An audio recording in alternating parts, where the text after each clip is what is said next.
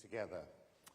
Hello and welcome to the Daily Tea Live with me, Kamal Ahmed, and our very special guest, Henry Newman, former special advisor to Michael Gove, to Boris Johnson, and now head of the Whitehall Project, which is looking at how government works and has become famous already for revealing the cronies and the friends that the Labour Party has already hired into government. We're here live at the Conservative Party conference in Birmingham, preparing for the four candidates' big speeches. This is the big day of conference. Which of the four is going to convince the MPs first, but then the party at large, that they are best to really lead the Conservatives out of the wilderness? So you can see on the screen we have Stuart Andrew, the Chief Whip, who is speaking just ahead of the first speech, which is going to be by Tom Tugendhat. He will be followed by James Cleverly, and then Robert Jenrick, and then finally Kemi Badenoch. Each of them speaking for 20 minutes, and then they will finish at lunchtime. And between each of the speeches, Henry and I will react. We have our live audience here. It's much quieter here today. Many people are in the hall watching the speeches there. But we'll have some attendees at the conference here with us as well to react to each of the speeches. But before we listen to Tom Tugendhat, who's going to be first, just while Stuart finishes his points, some nice jokes about Keir Starmer's suits already being told to the hall to much laughter.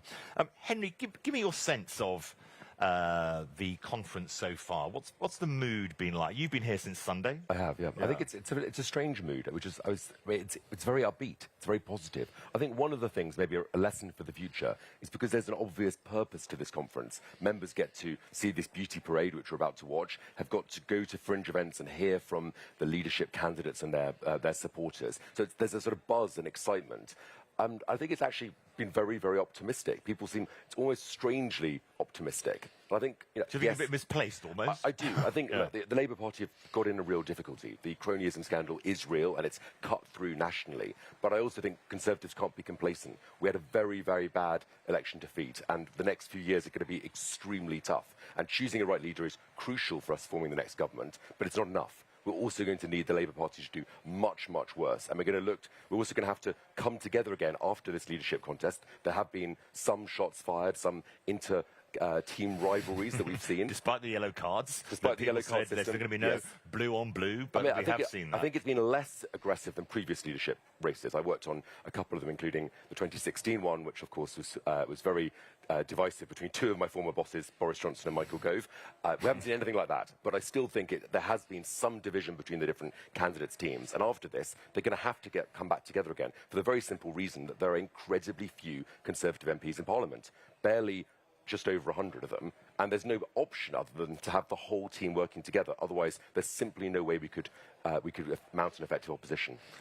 I just think broadly that Kemi Badenoch is always a very vibrant performer on stages. She is clearly very principled. She has that sense of a sort of common Conservative values. You know she's speaking very authentically. Yes. I'm not sure she's had the best 3 days. I think the missteps, which are then weaponized on social media, the clip about maternity pay, then she did an interview, she did an event yesterday where she spoke about civil servants, some of them being so bad they should be sent to prison. Now, I think actually she was trying to make a joke. She was joking, yes, she was joking, but it's been sort of made into possibly another misstep. Yes. And she speaks in a way that is very much, from the head and from the heart. Yes. And speaking to MPs, who of course at the moment still have the whip hand in the votes that they make, I think she's probably struggled a little bit. We're prepping for the first speech to start. So I think she's had a poorer couple of days. I think James Cleverly and Tom Tugendhat have done one. I've seen Robert Jenrick on a lot of platforms. He's clearly got and is in the lead with the MPs and has some momentum. Who do you feel has had the best 3 days that we've been together here in Birmingham? I think they've all had good moments and bad moments. I think Kemi's definitely had an unforced error with the maternity leave thing, but then she's also done some very strong Q&As and some very good events which have been very popular with members, and she does have that popularity still. I think Rob Jenrick has had a very professional and smooth campaign. I think the Special Forces comment has attracted some controversy, and obviously we saw Tom Tugendhat firing shots at that yesterday evening. But I think James Cleverly, Tom Tugendhat, they've had pretty good campaigns so far, but I think one of the good things is actually it's not that much between all four candidates. They're all experienced, serious people. There's not a sort of obvious front runner. I mean, Rob Jenrick is that front runner now, but it doesn't feel that there's a kind of runaway favourite at any point. And that I think is perhaps a bit different from previous leadership races where once Boris Johnson had entered the 2019 race, it was pretty obvious he was going to win it, and we don't think we really have had that dynamic this time. And I think there's been some gaffes. I don't think there's been any sort of single catastrophic event for any of the candidates that's defined this conference. The other strange thing is we're not really talking that much about the economy in this conference. We're not really talking that much about the NHS. We're talking a lot about immigration. Tom is now showing us a video with a lot of military... A lot of his lantern-jawed pictures of him looking into the middle distance. Yes, that's his promo video about his military history, which has become a slightly my father was a toolmaker moment for him. But yes. he used it very powerfully, Henry, after Robert Jenrick's comments about the armed forces or special services. Yes. Because, of course, unlike Robert Jenrick, Tom Tugendhat has served in the armed forces. Yes. And actually, very movingly, it was a video, wasn't it, that Robert Jenrick had put out where he made these comments, but in the video was someone that Tom Tugendhat had actually served with. That was very powerful. I think it was a powerful moment yesterday on stage when he was being interviewed. And that probably worked out a little better for Tom Tugendhat than it did for Robert Jenrick. But as you say, each of these speeches is going to be they're going to be a promo video first. So let's just listen to the first of the speeches as Tom walking on.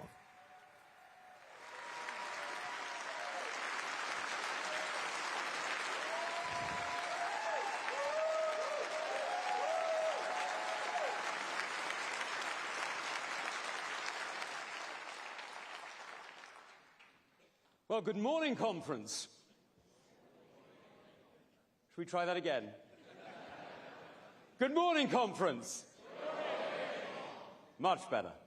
Look, it's good to be amongst friends after, let's face it, something that was pretty, frankly, bruising, that last election. Boy, did that hurt.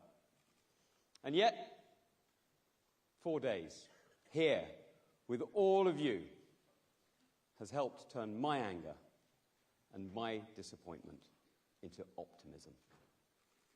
I can feel the energy. I can feel the determination. I can feel the hope. You, the beating heart of our party, know there is a way back for us. I know we can and we will rebuild this party. I know we can and we will reconnect with the British people. I know we can and we will restore trust. And if we do that, we can and we will win again.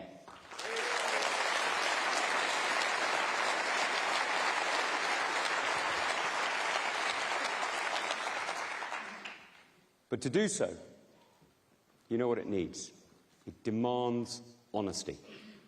We've heard platitudes, not substance, in this campaign. Too much about personality, not enough about principle. Too much about change without saying how. And I'm standing before you today because I've had enough of the lack of substance, the lack of principle, the lack of clarity. My friends, I've had enough of Westminster's political games, petty point scoring, and self-service. It's not becoming of our great party or our great nation. We can do better.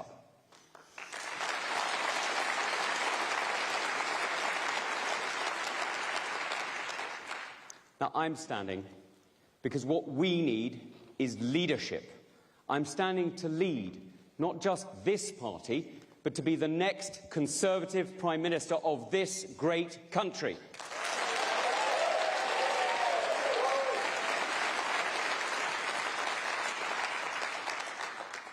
Now, friends, I know what leadership really is. Before I stood for Parliament, I was a soldier. I served our country and I faced our enemies. I know what leadership demands when everything else has been cut away and there's nothing left. Character is what remains.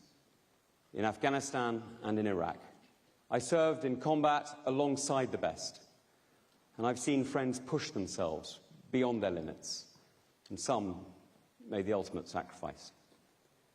But when it was hard, when it was tough, we kept going, even after we were knocked down and thought it was over. I know what drove them, and I know what drove me. It's leadership. And our country is crying out for leadership.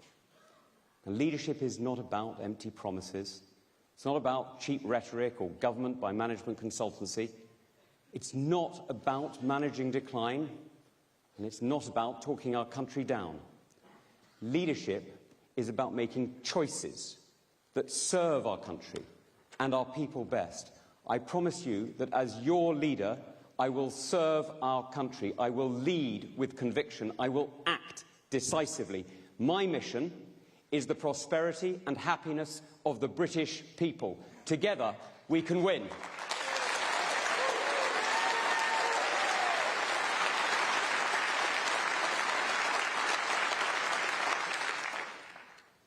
Now, over hundreds of years, we have defended freedom around the world, and we've always known what our flag means. I'm proud to know that where it flies, our values are always defended. Britain has been on the right side of history, and I'm proud of our history. Oh, right. Unlike Labour, I will never apologise, ever, for who are we. Moving moment there about his armed forces history. He's talked about leadership and service, and that they need to get over the division. I wish you'd do his suit up, to be frank, and also he's not quite sure what to do with his hands. How do you think he started? I think he's quite calm. I think it's quite measured. I think he's got several rounds of applause, but it's not bringing the whole together yet. Maybe it will in a minute. Yeah, he lacks a little bit of that sort of power into a room. Do you feel the power There's increase no lectern in a room? in front of him, but he's not roving the stage and dominating it. No actual notes at all. All four of them are going to have to reach this level of the David Cameron famous no-note speech, I think. I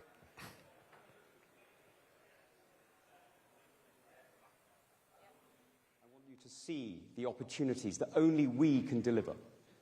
And if you went to Labour, I want to show you why freedom, not state control, is how we build. If you stayed at home, I want to make you proud to vote Conservative again.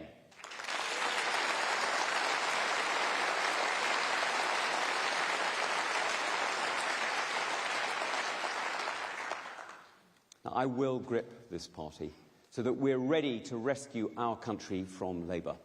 I will turn us from a Westminster club into a champion of Conservative voices, from Holyrood to Cardiff Bay and Stormont, and every council across our great country. I will defeat Labour and lead us back to power in 5 years' time. We all know that this country cannot afford Labour. You can't afford Labour. I can't afford Labour. Lord Ali can't afford Labour.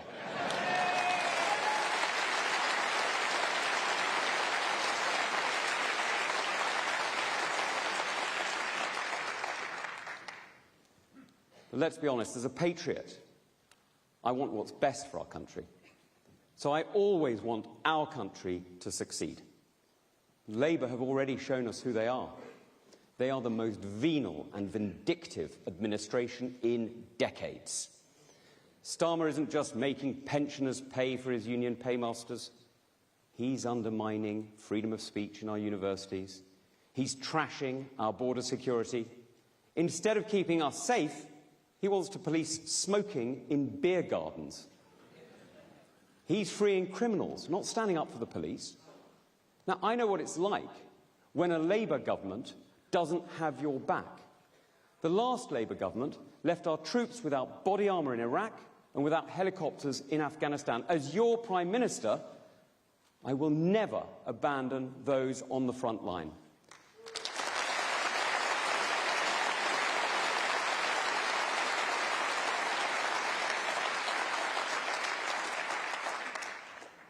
friends, I will always stand up for those who put their lives on the line to keep us safe, because we are the Conservative Party, the party of security, the party of law and order. Now, Starmer is half right when he says that things will get worse before they get better. They will certainly get worse, I can promise you that. We're going to have a lot of cleaning up to do when we're back in 5 years' time. I hope you're ready. Because Starmer's bleak outlook is already hurting our country. His tax hikes are an attack on business, slowing growth and hurting families. His tax on education will cost everyone, either in higher bills or in larger class sizes. Now, they're even after 3-year-olds at nurseries. I mean, I tell you, Conference, Labour's new tax, it's quite literally a dummy tax. So when Keir Starmer talks about service, you will understand that I don't really believe him. That's not what we mean by service, is it, Conference? When I think of service, I think of our doctors and nurses, our teachers, our police officers, our armed forces. I think of those who sacrifice for our country every single day. That's service. When Keir Starmer thinks of service, he thinks of free tickets to Taylor Swift.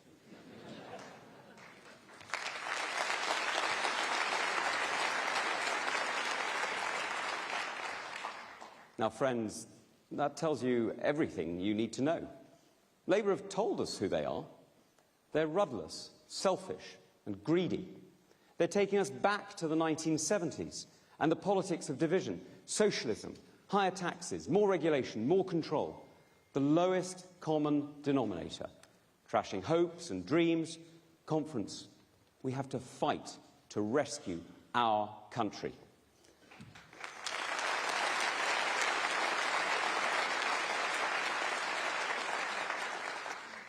Now, the politics that drives me builds on the best in us and makes us stronger. So to those who want to divide us, I say this. So, Henry, a little patch there on Labour, which I think is always going to be successful for an audience, about taxes, more regulation.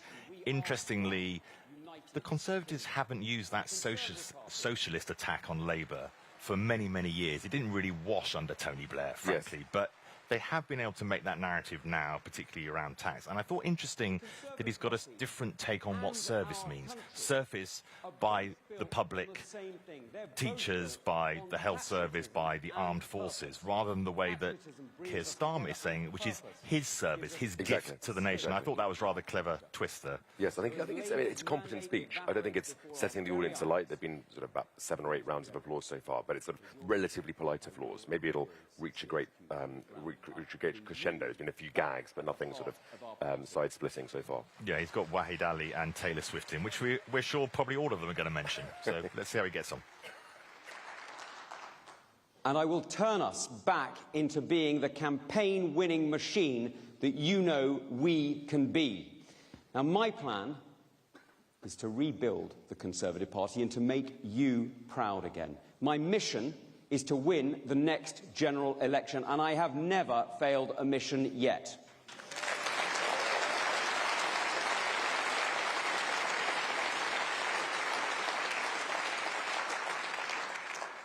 So, Conference, you know it. The fight back starts now. We will focus on what the British people need and be absolutely ruthless about delivering it. From healthcare and immigration to security and education, we will deliver. And we can bring down taxes, but not if we treat these symptoms separately. That is a prescription for managed decline. We can only fix the problem if we diagnose the cause, and it starts, as every Conservative knows, with our economy.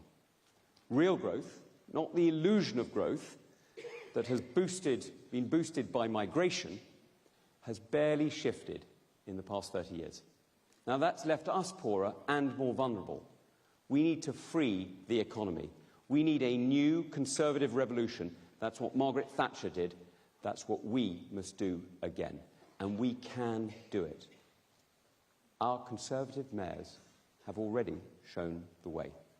Ben Houcham in Tees Valley, with investment to turn Redcar Steelworks from a derelict ruin to the ground zero of growth for the North East, And Andy Street, here in Birmingham, with homes and transport connections that generated investment and brand new jobs. They focused on delivery, not ideology. They understand that Britain needs leaders who just get it done, because Conservative leadership changes lives.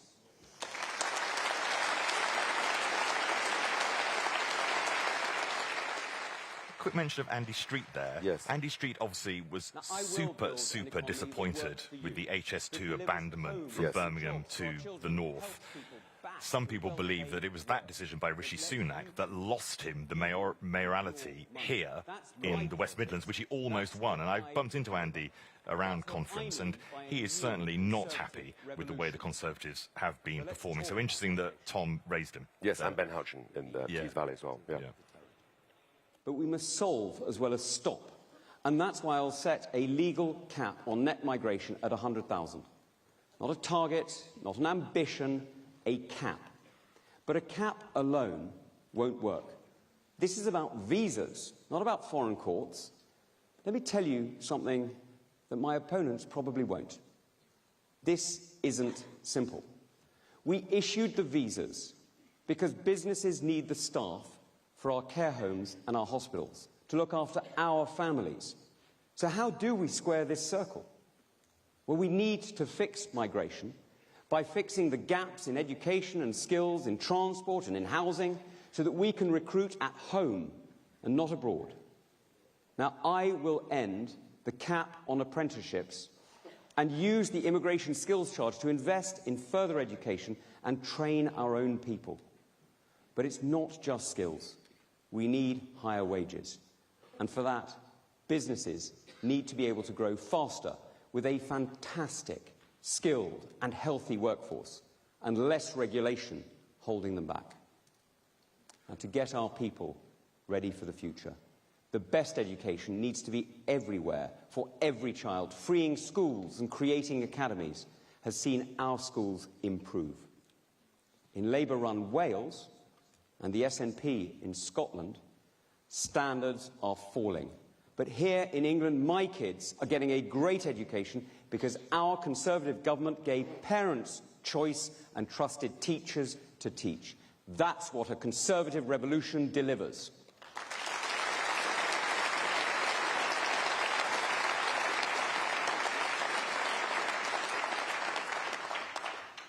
And for our families to stay fit, you know it, we need the best healthcare.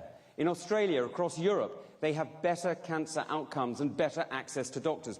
Let's be honest, our health service is not the envy of the world. Our doctors and our nurses are fantastic, but the bureaucrats in charge slow down their ability to deliver.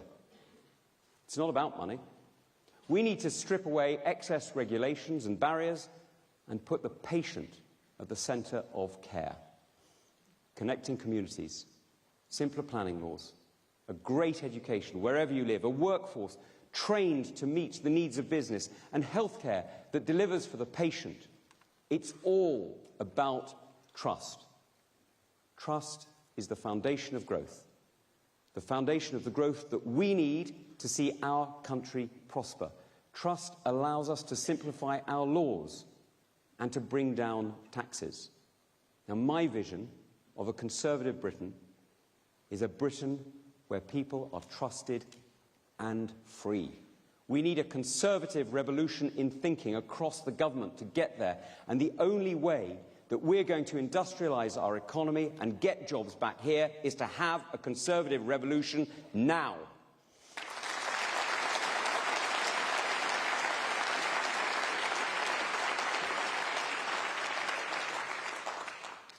Now, conference, I've often spoken about foreign affairs, from China and how we need to reduce our dependence, to my warnings about the energy shocks that Russia and Iran could throw at us. All three countries threaten our security, and we need to change how we invest to protect our prosperity. And let's face it, that starts with energy security. We need to build new nuclear power plants again, so that we are never dependent on tyrants.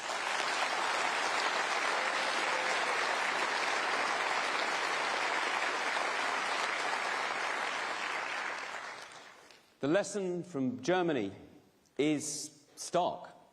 They bet on cheap Russian energy, on fast Chinese growth, and they left their borders open. Now, none of those bets have paid off. Dictators are dictating the terms of trade once more, and that's why we need to stand with our allies. That's why I was proud to be in Kiev and to hear so many cheering Boris Johnson and Ben Wallace for their courage in standing up to Putin. I will always stand for freedom.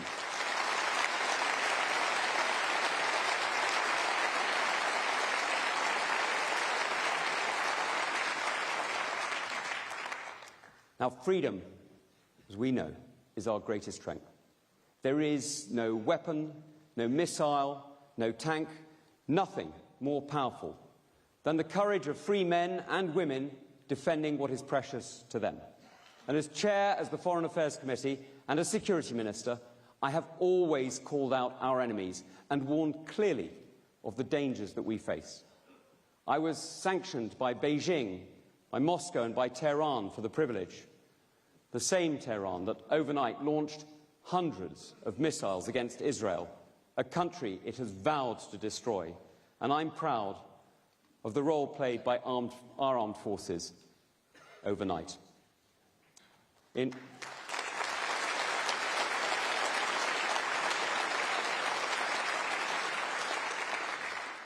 an ever more dangerous world, Conference, I will never stay silent in the face of aggression or when our freedoms are threatened. I will always remember the promise I made to keep our country safe. Friends, we need to remember who we serve and how our problems are connected and how we fix them together. We need to give young people the chance to own a home, connect that home to work and that work to growth. That's our route back. That's how we win again, by remembering that conservative principles start with the family and build to the nation, by remembering that conservative economics help you control your own life and your own wealth, by remembering that conservative delivery starts with the patient and the pupil, not the faceless bureaucrat. When we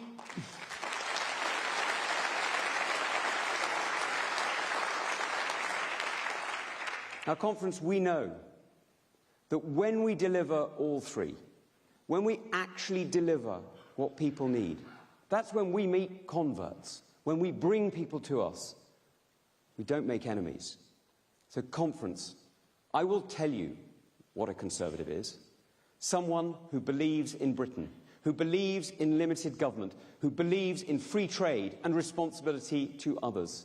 Now, we are not afraid of the future, because we are building on the strong foundations of the past. And I'm standing because I believe in Britain. I have fought for Britain, and I've had enough of those who want to manage decline. That's what socialism delivers. That's not who I am, it's not who you are, and nothing is more fatal to a mission than losing faith in the future. Nothing is more fatal to success than setting our ambitions so low that we don't even try. And nothing is more fatal to a nation than giving up on our belief in it. Now, that's why we must win. Not in 10 years, not in 15, but in 5. We can't afford Labour. The country can't afford socialism. We cannot afford to wait. And I will not wait. It's time to seize the moment and turn this around.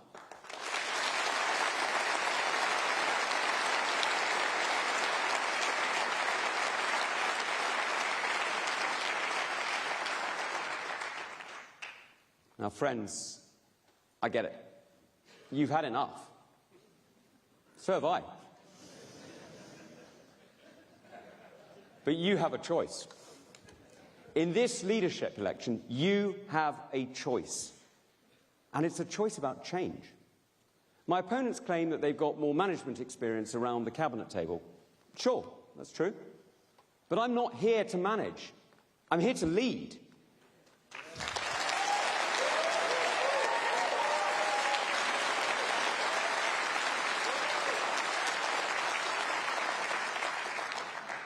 My friends, you know it.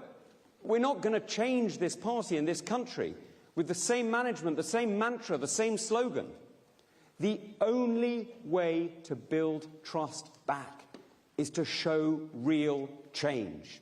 And that's the new Conservative revolution that I promise. That's the change only I can deliver. That's the change only I will bring. Our mission is the prosperity and happiness of the British people, and we start today.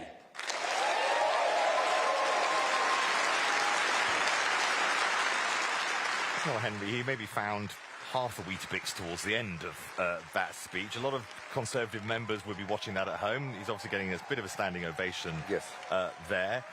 Interestingly, he mentioned Margaret Thatcher a couple of times. He mentioned Winston Churchill. He spoke about winning the election by 2029 several times. Immigration was there, a few jokes about Labour, an attack on Labour over tax. But of course, Wahid Ali was there, Taylor Swift tickets, some quite nice patches there. I suppose for me, watching it, as many Conservative members will be watching it, and in the end they will have the final choice on television, did it quite have that leadership oomph that you would want? It was a competent speech. It was solid. He was using an autocue, but there was no lectern. He was sort of on stage with his hands out. I don't think it was the most polished speech I've ever seen by a Conservative leader, and I think he'd have to continue to work on that. But I think he can be pleased that he spoke well, and I think he got through his talking points. He got about a dozen sort of rounds of applause from the audience. The gags were okay. Some of them didn't land quite, but some of them did land. I think he emphasised a lot his military service. It was a bit of policy. He talked about we must build nuclear power to free ourselves from Russia and from China. He also, I think, talked about a legal cap on migration. But it was a competent, solid speech. I don't think it was the full high-energy thing. I don't think he completely controlled the audience enough. And at the end, it sort of seemed to finish almost several times over. Yes, and it wasn't quite clear when he really built to the last. Getting that peroration didn't quite land. Surfing the end of a speech is one of the hardest things you need to do as a political leader. I suppose for Tom Tugendhat, many people think he is 4th out of 4 at the moment, and he is with the MPs, and he's maybe slightly struggling. Therefore, he slightly needed the David Cameron moment in a way. He needed to really change the terms of, wow, Tom Tugendhat's not what I expected. He didn't quite get us there with that moment, with that speech. As you say, in a way, competency can work if you're well ahead. You've got nothing to lose. You've got to get the Mingvars over the line. And he tried to address that directly at the end. He did try and say, in this leadership race, and we're just seeing now, this is now Cleverly's fun.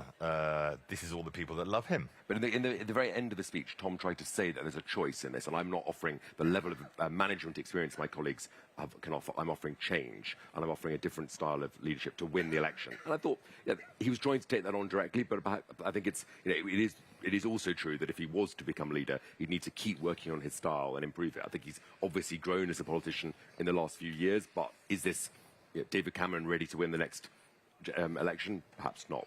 Yeah, and he needs there's a craft to leadership. If you see, and it's very hard to put your finger on quite what it is, but when you saw Margaret Thatcher, there was something there that meant she knew how to hold a hall.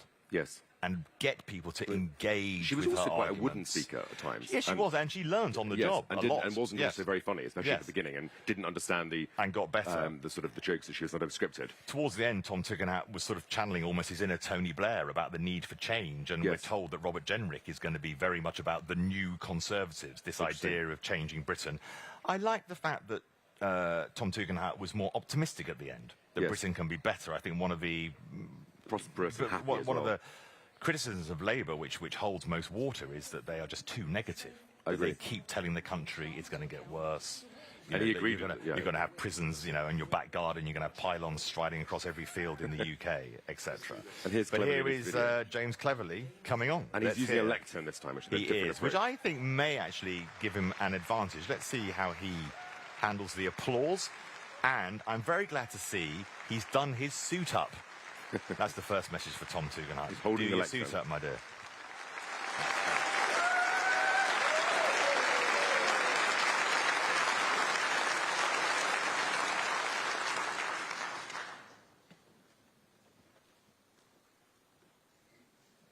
What's the purpose of our party? What's our job? Why are we here? We're currently in opposition, but we don't exist to be in opposition. We're in politics to serve the British people and to make their lives better.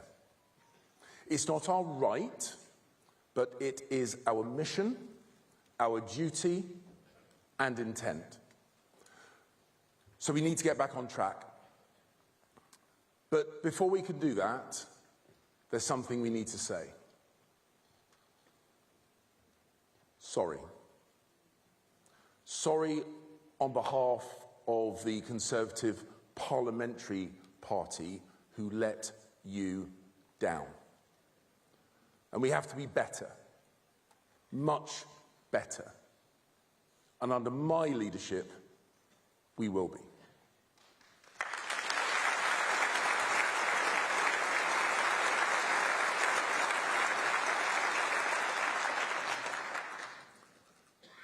The British people are never wrong. The British people told us to go and sort ourselves out. Let's not make them tell us again. Because if we wallow in self-pity and blame other parties, if we look backwards instead of forwards, if we focus on what we are against rather than what we are for, if we're complacent and just wait for the political pendulum to swing back to us, we might as well go home now. I hadn't planned to run for leader. I could have taken the easy option, sat this one out, spent more time with my wife, with my boys, with my Warhammer figures.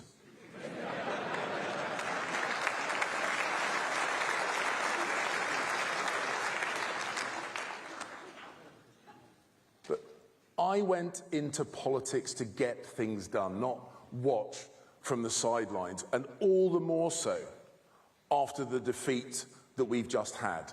I need to do this for the party that I love and for the country that I love. My mum came here from Sierra Leone in the 1960s. And my father grew up on a council estate in Downham in southeast London. He qualified as a surveyor and started a small business. She studied nursing and became a midwife in the NHS. And I'm gutted that she didn't live to see me elected and become an MP, or represent our country as Foreign Secretary when I visited Sierra Leone. Because some people love to talk our country down. But this country has given so much to so many people.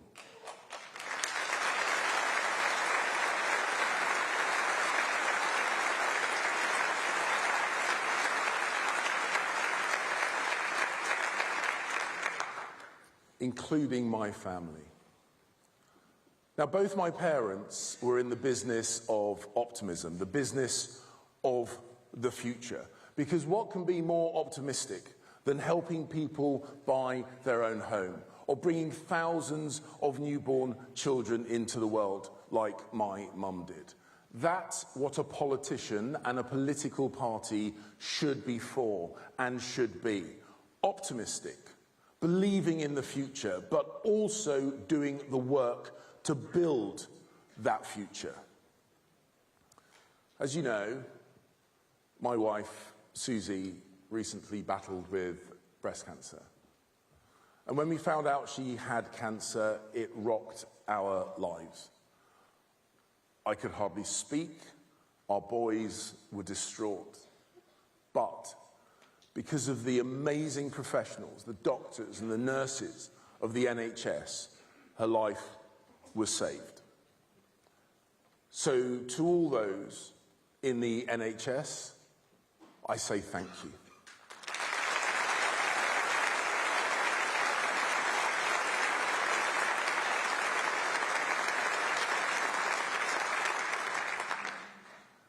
And it's because of them that she sits in this auditorium with us here today. And her courage, determination, resolve, and optimism, her belief in the future, our belief in the future is why we are here today. And I suspect, ladies and gentlemen, it is also why you are here today.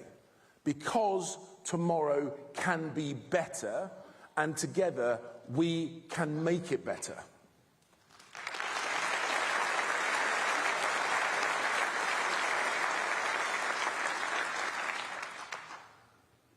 It's perhaps no surprise that I followed in my... Henry, I just want to bring you in.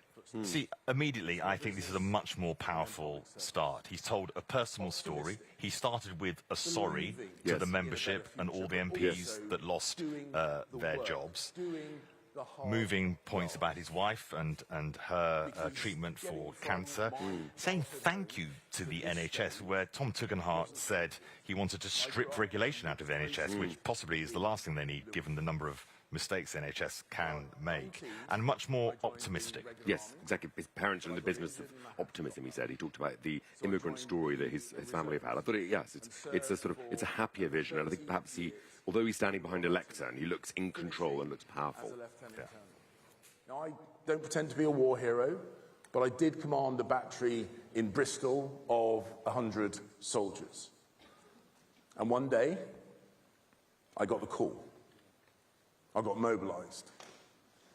I thought I was going to Basra or Baghdad, and I was sent to Luton.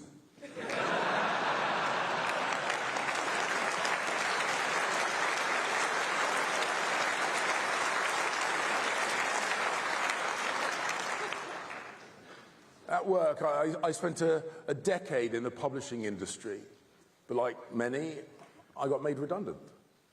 So I set up a small business, and we made some money, never a lot of money, and after the 2008 crash, we made no money at all. So I know what it is like to take risks, to run a small business, to work crazy hours, to put food on the table. I know what it's like to stumble and to fall and to get up again and again and again. So when I talk about optimism, it's not just believing that tomorrow can be better than today. It's about doing something to make it happen.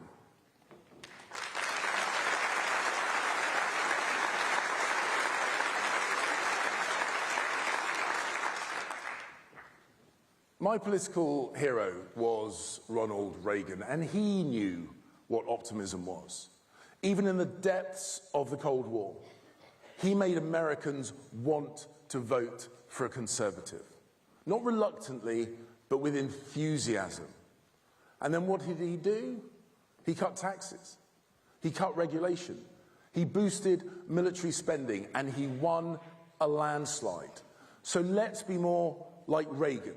Let's be enthusiastic, relatable, positive, optimistic. Let's be more normal.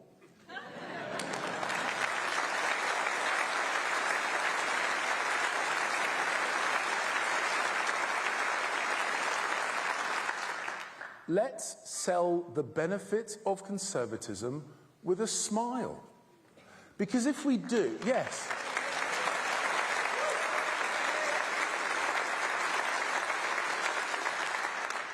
Because if we do, we can see off. Interesting that you picked there, Henry, Ronald Reagan. We had John Bolton, the former US ambassador to the United States and advisor to Donald Trump, who made the point that what the right needs to do, both in America and in the UK, is remember Ronald Reagan's most famous campaign, Morning in America, again. Yes. All about optimism. Yes. This idea of the sunny uplands is what actually motivates people into voting for an opposition. It's interesting what he said, and some good lines there about being sent to Luton. He wasn't a war hero when he thought he was going to Basra or Baghdad when he was in the armed forces, and also just saying We should be more positive. Let's be more normal, not weird. Exactly. I think those are sound and sage advice for Conservatives. But I think overall, he's got the audience actually really laughing at a joke, which is quite a difficult thing to do. Yeah.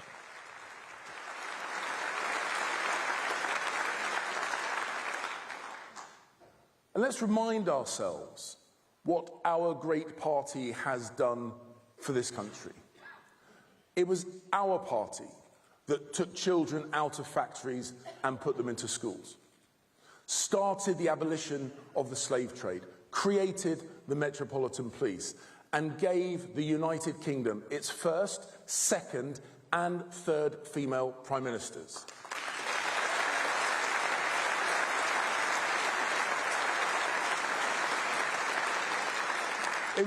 It was our party that passed equal marriage, quadrupled clean energy, raised education standards. It was our party that delivered Brexit, cut crime, created 800 jobs for every single day that we were in office. That, ladies and gentlemen, is a legacy that we should be proud of.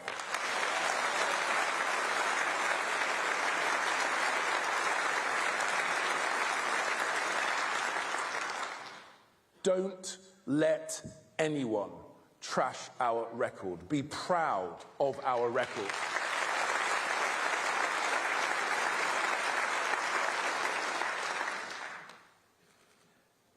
And compare that with what we saw at the Labour Party conference just last week. A party drunk on power who lied to the British people.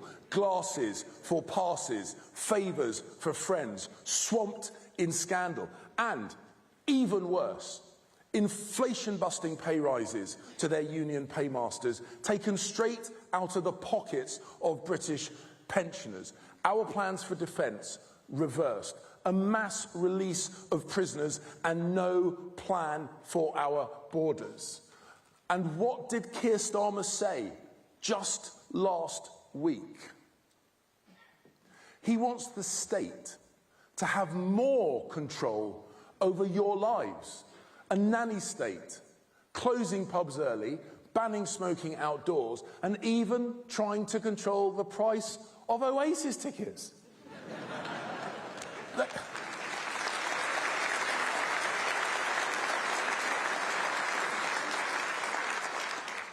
They are completely out of their depth. And we need to be ready. And we need to hold them to account. Not next year, or in 2030, or after that, but now.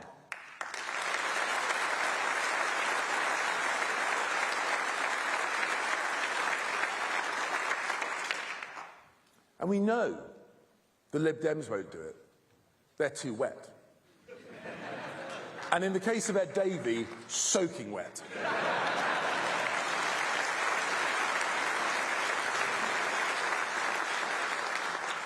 And Reform can't. They're just a pale imitation of our great party. It is up to us.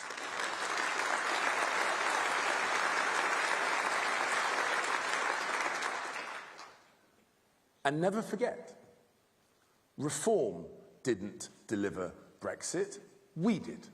Reform didn't cut immigration, I did.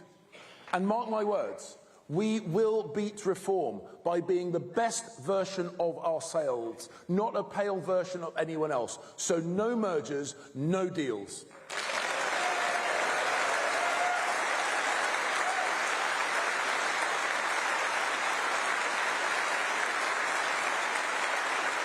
No merger, no deal with Reform, he said, to huge applause in the audience. Very interesting. And different from what Jacob Rees-Mogg was saying to us yesterday on the Daily Tea Live, which actually got some quite warm support here. But obviously in the room with Conservative Party members, they want to see a fight back against Reform, not a coalition. Exactly.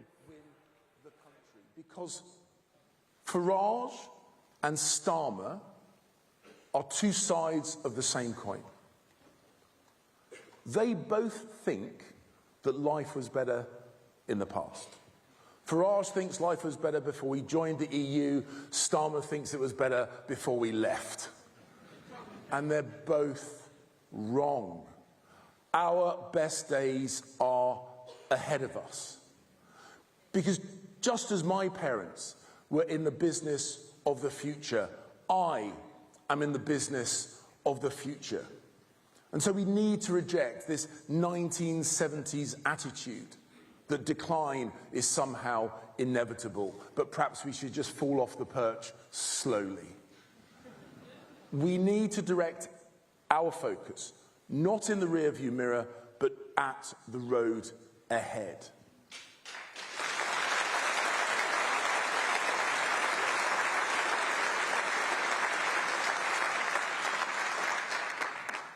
So, conference, how are we going to face the great challenges of our time? The way we always have done when we succeed, by being for stuff again. British science and engineering shaped the modern world. We are the country that gave the world the vaccine twice, the steam engine, the light bulb, the World Wide Web, the bicycle, the tank, the people who split the atom. We need more, yes, we can, both from our party and for our country. We need to build more homes so that we can build a new generation of optimism in the tradition of Macmillan and Thatcher. We need to cut the cost of childcare so people can build a family. We need to cut red tape so we can build the energy and the transport infrastructure we need, but do so more cheaply and more quickly. We need to build, and remake the argument for conservatism, for capitalism, by our actions, not just our words.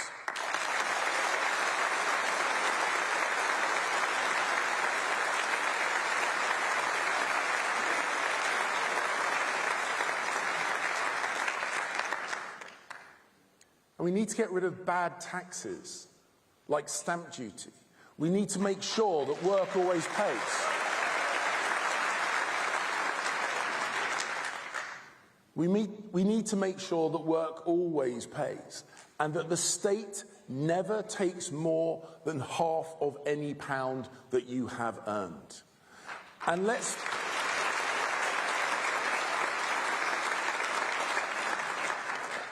be the party of free markets and freedom, of business and of enterprise. Let's get on their side, but out of their way. These are my values. These are consistent values, not opportunistic. A signpost, not a weather vane. It's what I have always believed in, and it's what I always will believe in. Because, conference, talk is easy. Doing is hard. And we need a leader who can deliver from day one. Someone who has already done the tough apprenticeship that you need to be the leader of the Conservative Party and our next Prime Minister.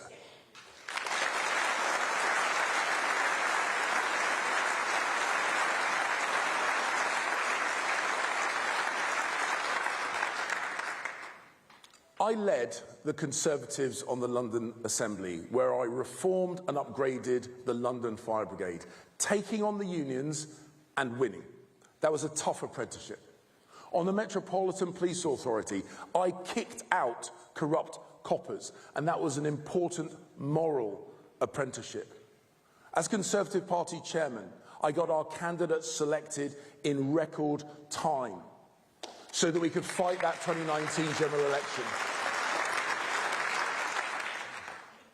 And I got our campaign machine ready to fight. And yes, we won the biggest majority since Margaret Thatcher.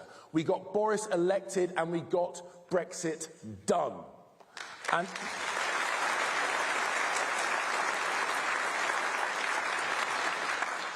And that whirlwind apprenticeship showed me what I need to do to fix our party machine, upgrade it, making it a modern campaigning organisation with better data and better training, so we can have 300 excellent new candidates selected in 18 months, ready to take the fight to Labour, Lib Dems and Reform. And my pledge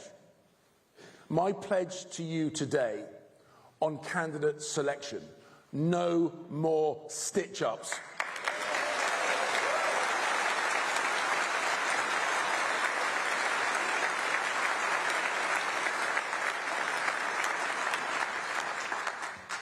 Conference, we need to choose someone to lead us who has already done their apprenticeship and get this party winning again.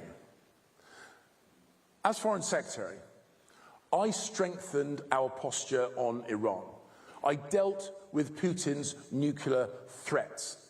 I worked with Ben Wallace to get tanks delivered to Ukraine. And in Beijing, I told the Chinese foreign minister to his face, do not invade Taiwan and lift the sanctions.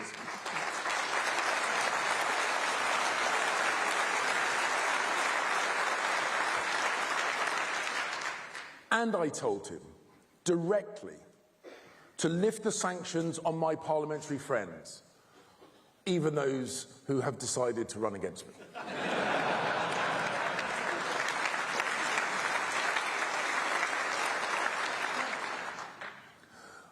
I rejected the advice of Foreign Office officials, and I was the first foreign minister to go to Israel after the 7th of October terrorist attacks.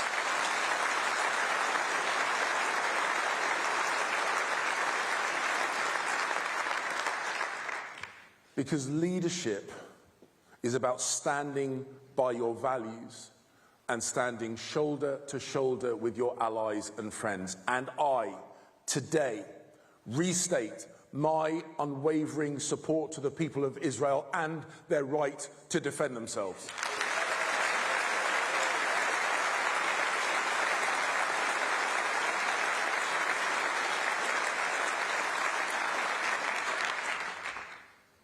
I have seen firsthand how dangerous the world is, and that is why I commit to an increase in defence spending to 3% of GDP.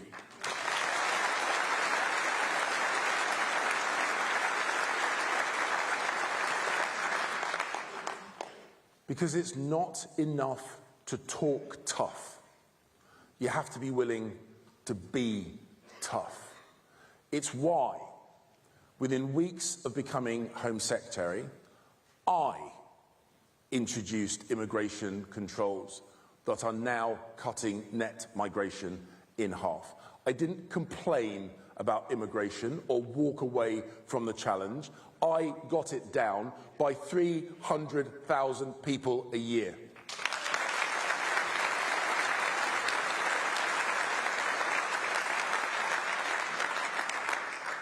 I deported foreign criminals and terrorists. I stripped citizenship from those who seek to do us harm. And I supported our Jewish community here in the UK, tightening the policing response to the protests about Gaza and holding the police accountable for their actions and their inactions.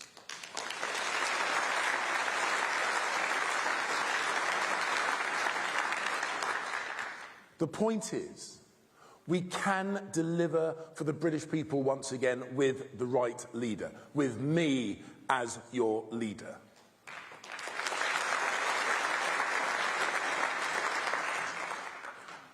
Because leadership is about things like making the tough decisions when you get that ugly phone call in the middle of the night about keeping this country safe. And because I've been there, because I know in detail what the government should be doing right now, I know in detail how they're failing. Now is not the time for an apprentice.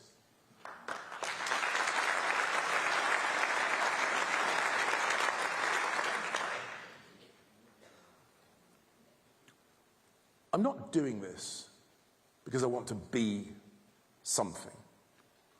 I'm doing this because I want to do something.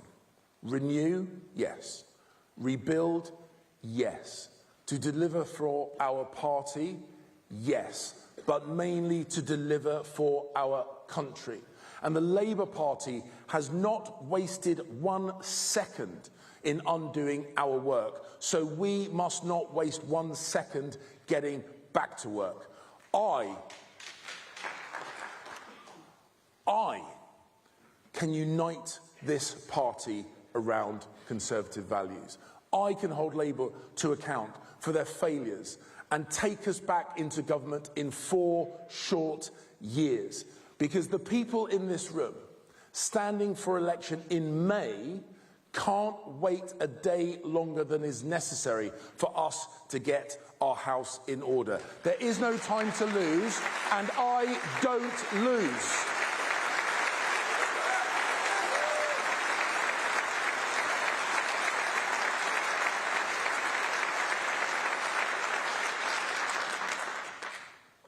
So if you want a winner, choose one. Choose someone who can deliver results, who can communicate effectively, and who campaigns relentlessly. Choose someone who you know and who is tested and who doesn't hide from the media. Choose someone who is not afraid of the public but is popular with the public. And choose the candidate who Starmer, Farage and Davey fear the most. Because I will not accept the status quo. I will not accept defeatism, and I will not accept defeat.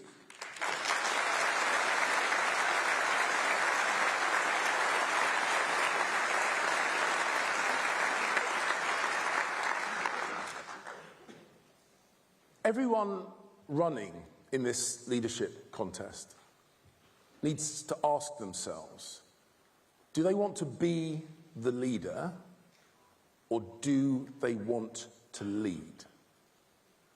And I know what I want to do.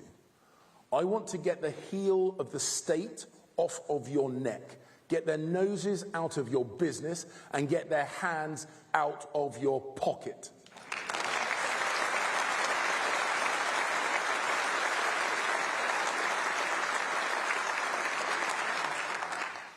As your leader, I will not waste a day dreaming about yesterday. I will use today to make good on the promise of tomorrow. I will deliver a positive vision, a conservative vision. But conference, we must start now. Keir Starmer has been Prime Minister since July the 5th. And since then, we've had 100 reasons to regret it. It's called July the 6th, and July the 7th, and July the 8th.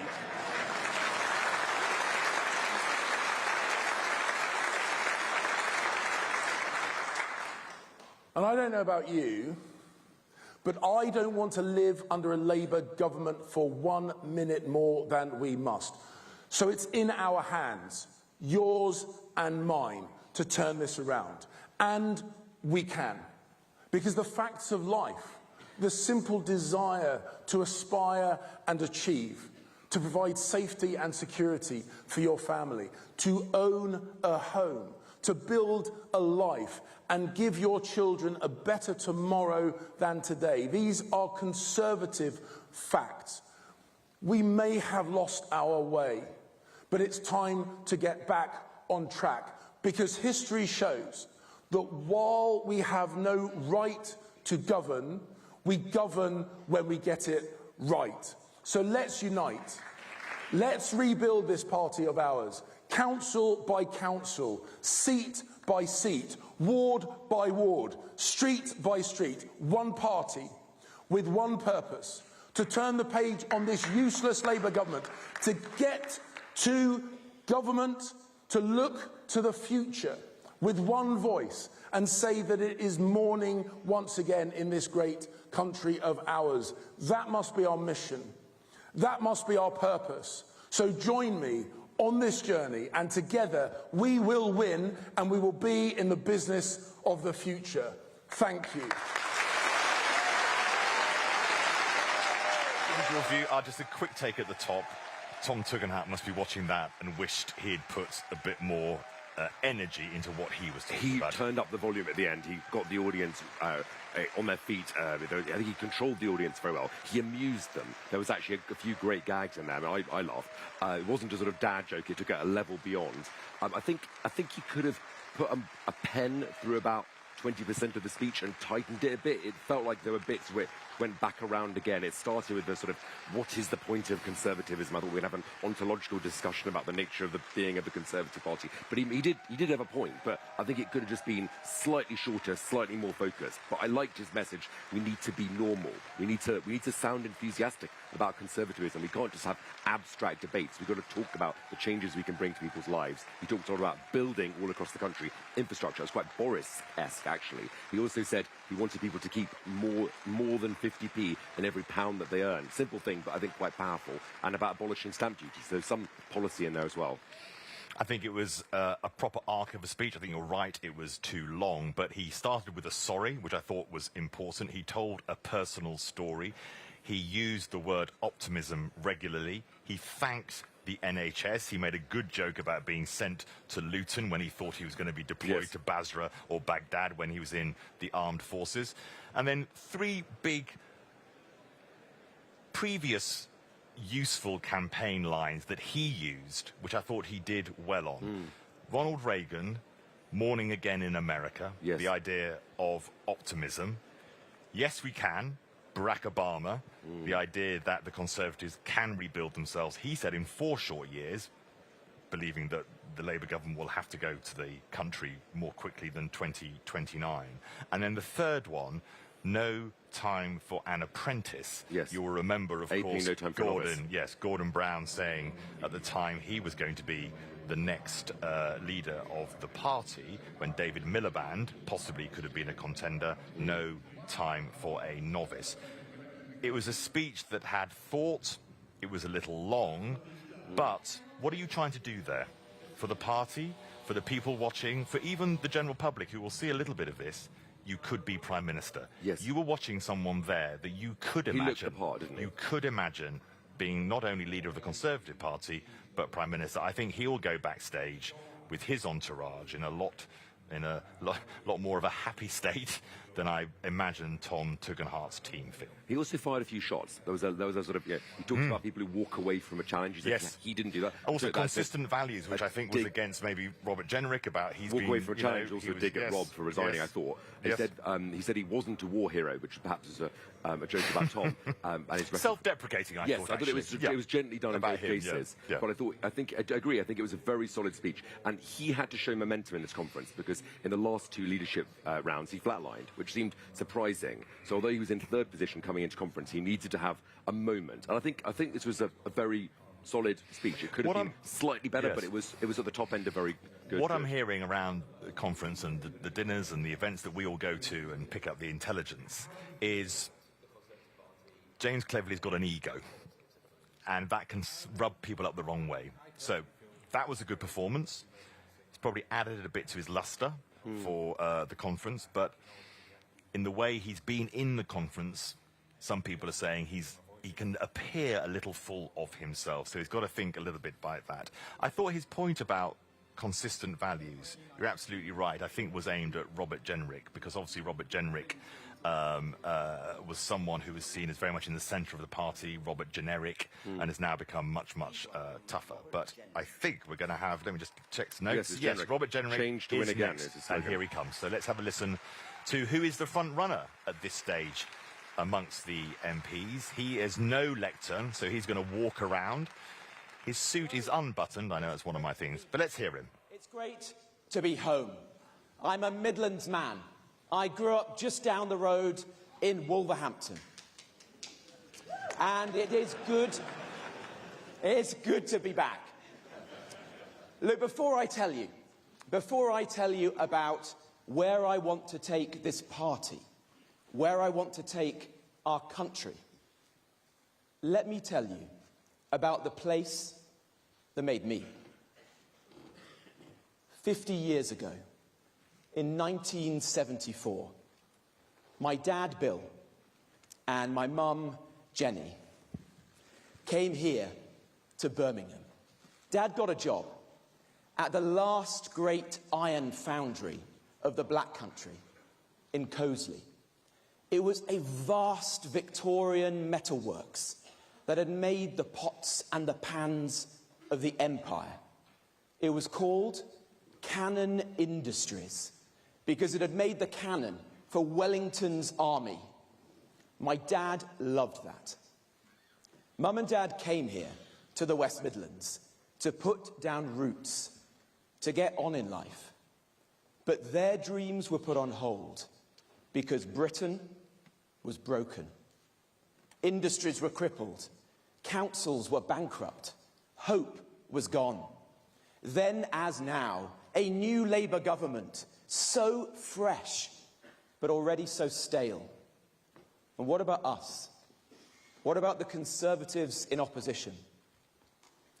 Well, the truth is, we were broken too. We had drifted into accepting a failed status quo, into believing that the best the Conservative Party can do in government is to manage decline. But in that year, in that momentous year for my family, 1974, our party made a big decision. We chose to change. We chose to change our leadership, to change our policies. We chose to reject defeatism. We reignited our confidence by looking again at our purpose and saying loudly what this party stands for. And the choices we made that year, 1974, led our party to victory in 1979 under one of my heroines, a woman as strong as the iron cast in my dad's foundry, Margaret Thatcher.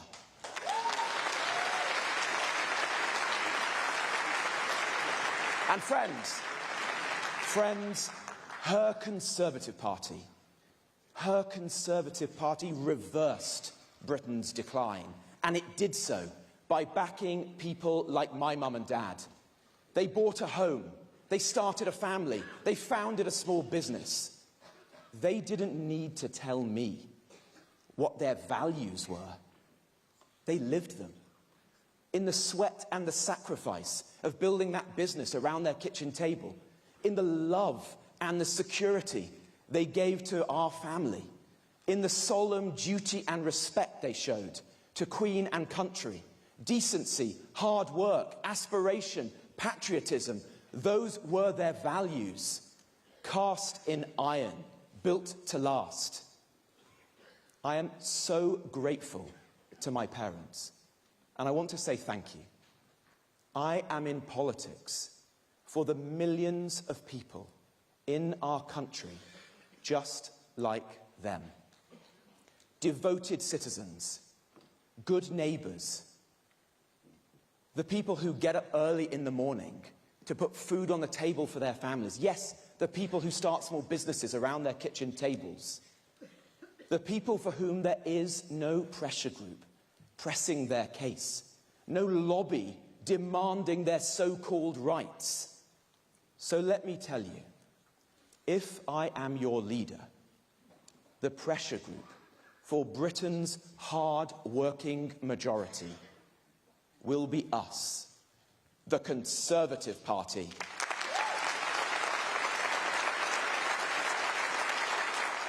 I think that's been quite an interesting start from Robert Jenrick. Obviously, mentioned Margaret Thatcher. I think everyone is going to mention Margaret Thatcher. Started with a personal story, obviously a local person. We're speaking live from party conference in Birmingham. He is from Wolverhampton. Talked about his parents, quite a nostalgic vision of Britain, and this idea of the pressure group for the ordinary working Briton. He's used it before, but it's quite a smart line. It's powerful, I agree. And I think he sort of tries to draw an analogy between his birth in 74 and Margaret Thatcher's election, although I think he actually got the year of her leadership election wrong. But I think the message was not just an invocation of Thatcher, but linking Thatcher to himself. Yeah, quite clever. How cowardly you have to be to rob poor pensioners just to placate your union paymasters. In fact, that is not just cowardly, that is shameful. That is shameful. Now listen, they have had 14 years to prepare for government. Where's the vision? Where's the boldness? The country just voted for change, and all we've got is more managed decline. Sir Keir Starmer will take the knee, but he will never take a stand. He doesn't even take a stand. He doesn't even take a stand at the football anymore. He's up there. He's up there in the executive box with his mates. Look, it is painful that Starmer can't see what we see. A nation that has given more to the world than any other. A nation brimming with potential, with talent, with so much to offer. Let down only by big government and small-mindedness, by high taxes and low ambition. Starmer sees a Britain fated for decline, needing more migration, more tax, more spend, more woke. The country needs a leader. Instead, with Starmer, we've got an undertaker.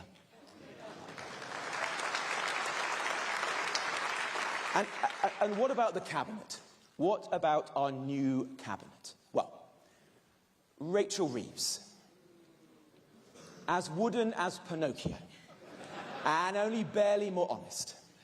And then we've got Ed Miliband. Whoever tells you the grown-ups are back in charge, look at Ed Miliband. A Wallace missing his grommet. And then, there's David Lammy, our Foreign Secretary. Living proof that there is a more annoying LBC presenter than James O'Brien.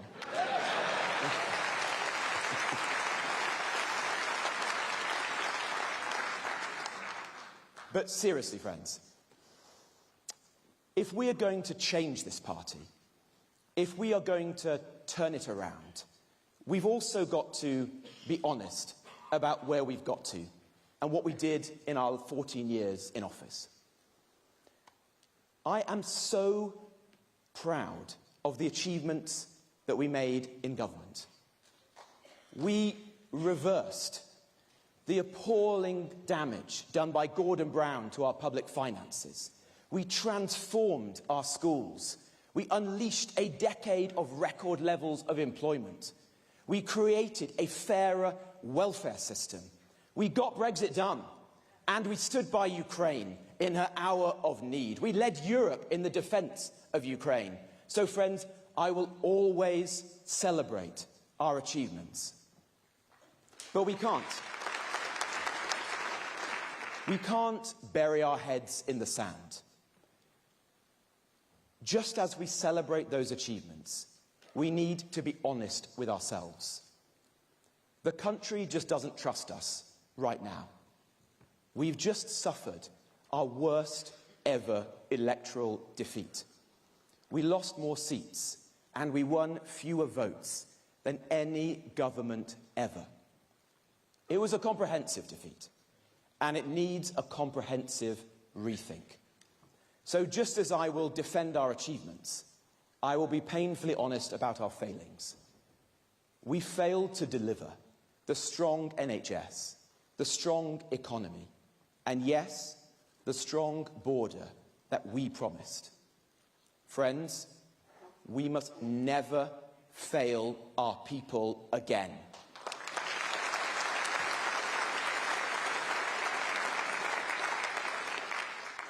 And the truth is this: if we are going to change this party, to restore the trust and the confidence of the people, if we are going to tackle together the immense challenges our country faces, we are going to have to build something new, a new Conservative Party.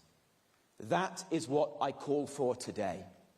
a new Conservative Party, nothing less than that, built on the rock of our proudest traditions and noblest values, but a new Conservative Party.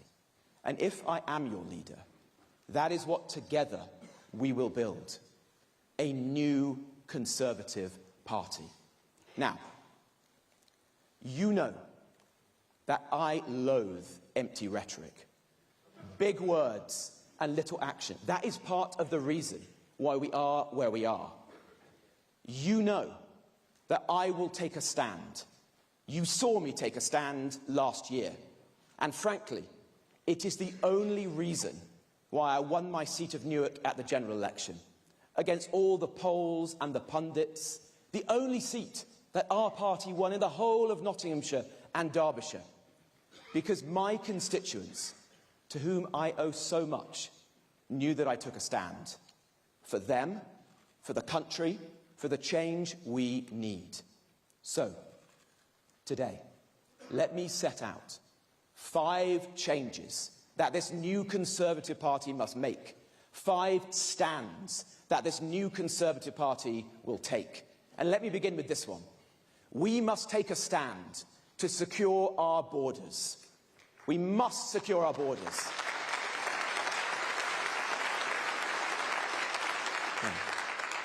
120,000 people have entered our country on small boats on our watch. 99% of them are still here, costing us billions. Frankly, there is no future for this party unless we take a stand to answer this problem. And the way to do that, we all know, is to detain and swiftly deport everyone who comes into our country illegally.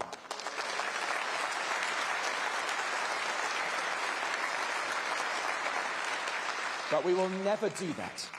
We will never do that. It is impossible unless we leave the European Convention on Human Rights. And we free ourselves from Tony Blair's Human Rights Act. These institutions are creating an arsenal of laws by which illegal entrants frustrate their removal. We have to change that. You can't ignore the European Court. We're a common law nation. You can't reform the European Court. It requires unanimity. 46 countries from Iceland to Andorra to Hungary. It's a fantasy. The choice before us is leave or remain. I'm for leave. I'm for the country. I am for the country of Magna Carta, of the habeas corpus, of the Bill of Rights, defending our own freedoms and liberties. I am for finishing the job that we started with Brexit and restoring to our people and our Parliament its sovereignty. So under my leadership, the new Conservative Party will stand for a new Great Reform Act, one that leaves the ECHR, repeals Tony Blair's Human Rights Act, and writes a British Bill of Rights. That is how, my friends, that is the only way that we get the foreign terrorists, the criminals, off our streets and out of our country. That is the only way that together we will end illegal migration for good. And the age of mass migration, that must end too. It's not making us any richer. It's putting immense pressure on our housing, our hospitals, our roads. And if we're honest with ourselves, the sheer scale and the lack of integration is sapping at our culture and our national cohesion. If I am your leader, I will fight for the effective freeze in net migration our country needs. And this time, we will cast it in iron. We will do it with a vote in Parliament, so that each and every one of us can look the British public in the eye and say, we mean it, we're going to do it this time. And And if we do that, we give our country the effective breathing space that we need. Will we be open to the best and the brightest? Yes, absolutely. Will we be open to the world and its wife and all their extended family? No, not anymore. And under my Conservative Party, never, ever again. Thank you. And secondly, we must take a stand on net zero. Since 2001, energy prices in our country have quadrupled. Factories have closed. Families have suffered. And this is all because we have become so reliant on expensive forms of energy, like offshore wind. Now, Ed Miliband wants to phase out gas over the next 5 years. So, Henry, we're just slightly struggling here with what number pledge we had. I think we're at pledge 2 now, is that right? I'm slightly losing track. I think it's 2, but the fact that we're not sure, it does tell you that he's slightly I think losing it's net us. zero. Some powerful points around immigration. He's made them before, but, you know, useful to say again about secure borders, British Bill of Rights, leave or remain, the ECHR. The hill that the Conservatives have to climb, the mountain, I thought was quite revealed by him saying that Newark, his seat, was the only Conservative seat in the whole of Nottinghamshire and Derbyshire, which just does bring it home to you. But I think you're right that he said 5 pledges. He needed to say them straight away so you could remember them and then unpack them. But he's doing them one by one. He's got great policy here, great policy detail, but it needs a bit of optimism. It needs a bit of sunshine. I thought cleverly did that, and I'd like, hopefully, he'll come to that later in the speech. Further deindustrializing our great country.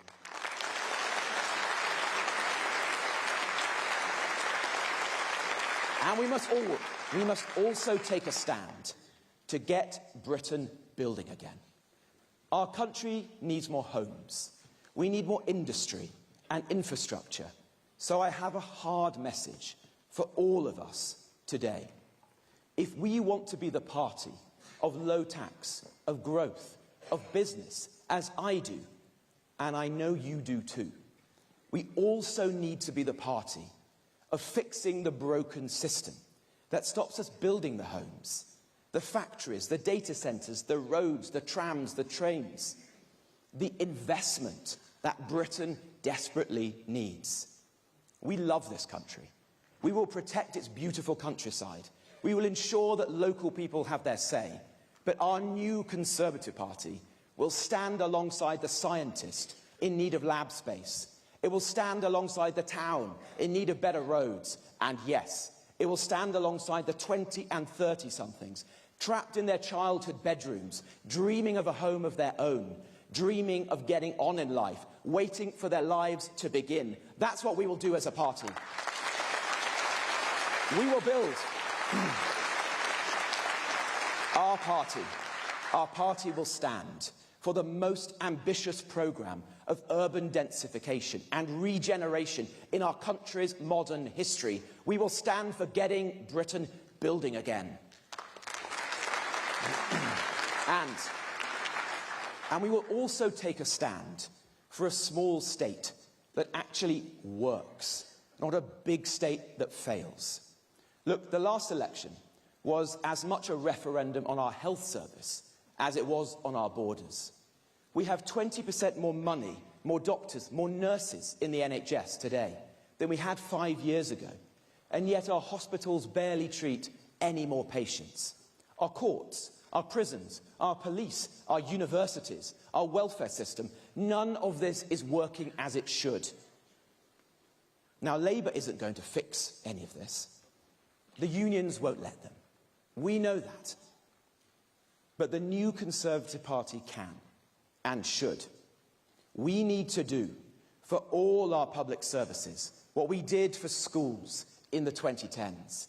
Empower the good leaders, kick out the bad ones, be relentless in driving up standards and having zero tolerance for failure. That must be at the core of our mission as a party. Look, I am proud when I look around this hall today at the Conservative family and I see the small business owners like my mum and dad. I see the entrepreneurs. I see the business leaders. But where are the teachers, the doctors, the nurses? Where are the prison officers and the police officers? We must stand with them as well. We must stand for them. Our new Conservative Party will stand for building a state that actually works and the public services that every Briton deserves. And finally, we must stand for our nation and our culture, for our identity and our way of life. Why is it that so much of the British establishment seems to put Britain last?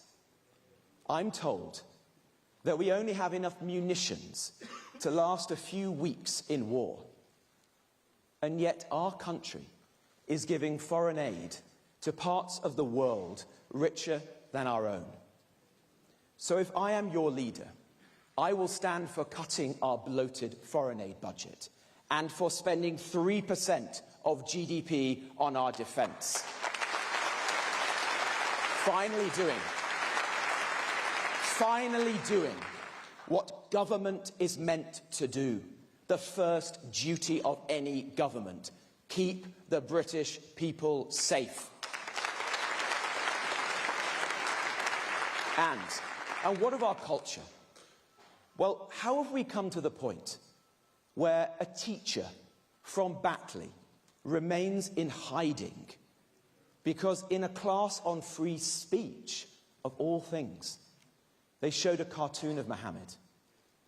How have we come to the point, on our watch, in which the NHS has facilitated thousands of children to have life-changing, life-altering surgery? How have we come to the point where the RAF, the Royal Air Force, has chosen pilots on the basis of race and gender? Well, I say, our new Conservative Party, we will be tolerant, but we will stand for never tolerating any of this ever again.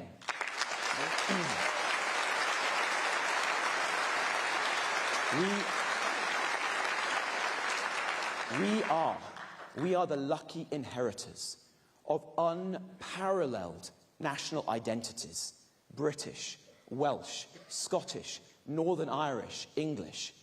And our new Conservative Party will stand for carrying the torch for these identities and handing it on to our children and our grandchildren with pride, with passion, and with purpose.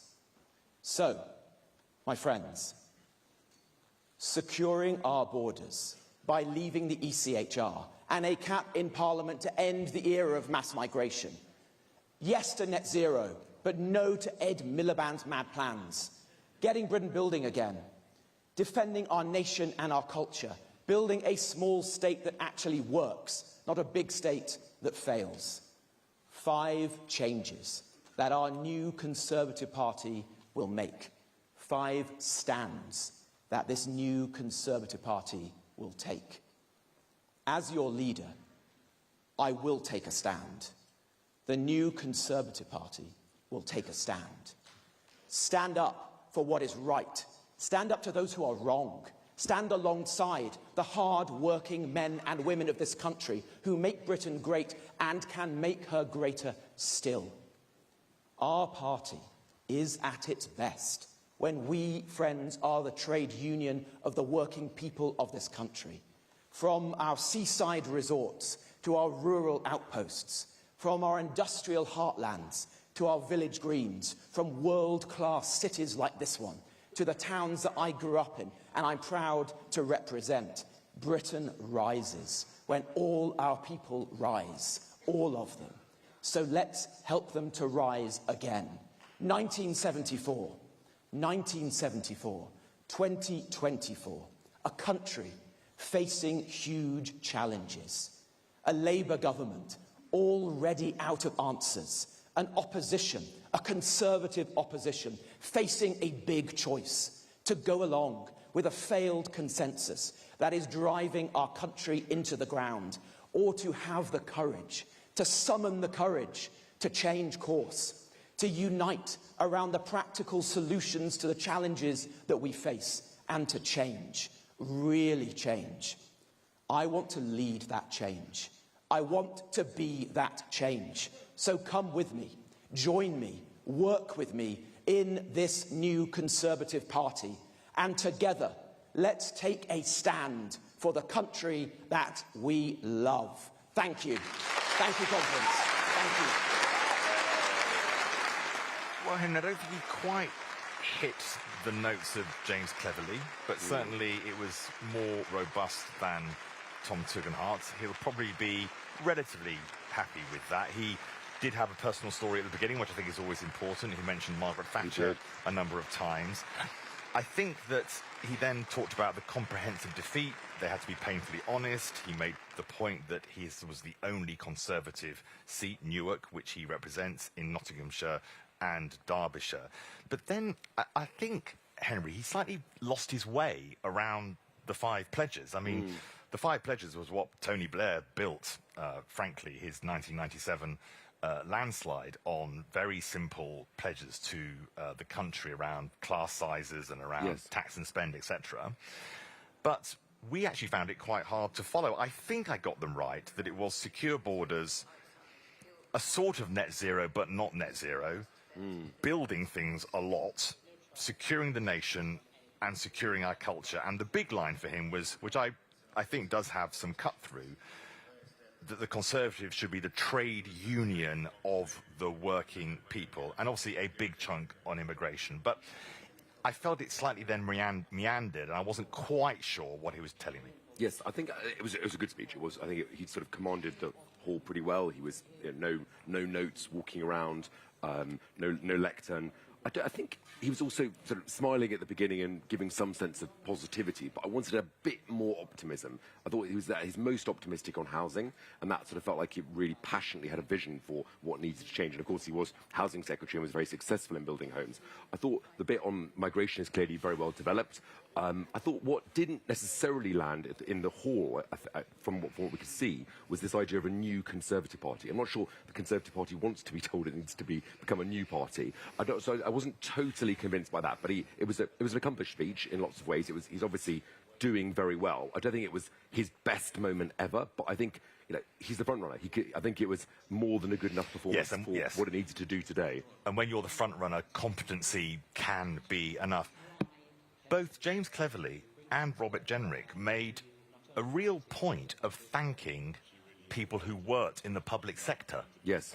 And they're clearly, I wonder if there's some polling evidence here, that if the Conservatives appear to many people to be against sort of the whole state, including public services like hospitals and schools and the armed forces and the police, the public don't actually like that and don't think that's very... Well, that makes it sounds intuitively right, doesn't it? So I think they're doing a bit of that. Let's see Kemi Badenoch. She's the last, and let's see how she performs.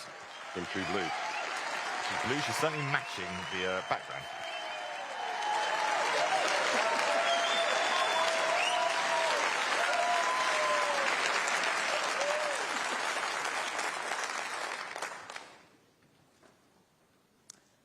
It is time to tell the truth. The truth about our party, the truth about our politics, the truth about our future. For too long, politicians have been scared of the truth. For too long, politicians have hidden behind spin. For too long, politicians have told the public what they wanted to hear and then done their own thing. Well, I say enough.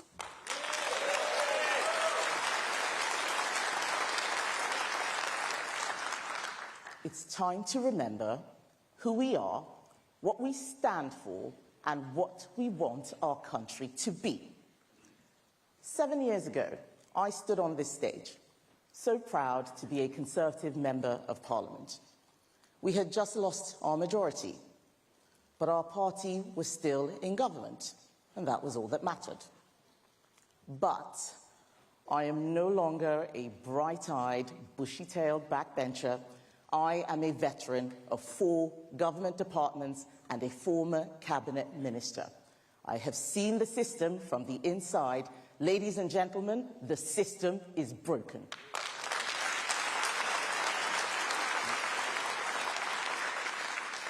It is not enough just to be in government, because you can be in government and not have power. Without a plan to fix the system, you end up just announcing policies, doing media, and waiting for something to happen. And then you run into trouble, as this Labour government are quickly finding out.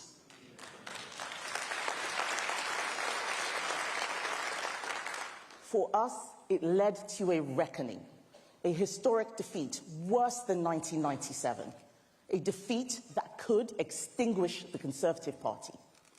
We have to get this right. We have to renew, and then we can regain the trust of the British people. Otherwise, the left will get more time to ruin our country. And they've started quickly, haven't they? I actually thought it would take them longer to fall apart. But it is clear that this Labour government will leave a mess behind. We will not manage that decline. The Conservative Party does not manage decline. The Conservative Party reverses decline.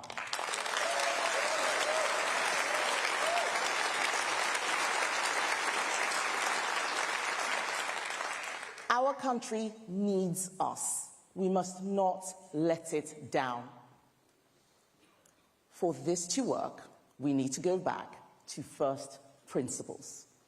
Why are we Conservatives? So much of what made me a Conservative came from my parents. My late father was full of wisdom. He used to say, "Never take your spouse for granted." He also said, "Never run for fun because you'll get bad knees."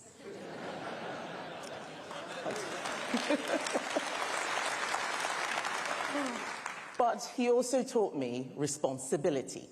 He would say 80% of what happens to you is down to you. He was right. And as a GP, he taught me how to solve problems. He would say, if you get the diagnosis wrong, the treatment won't work. I miss my dad.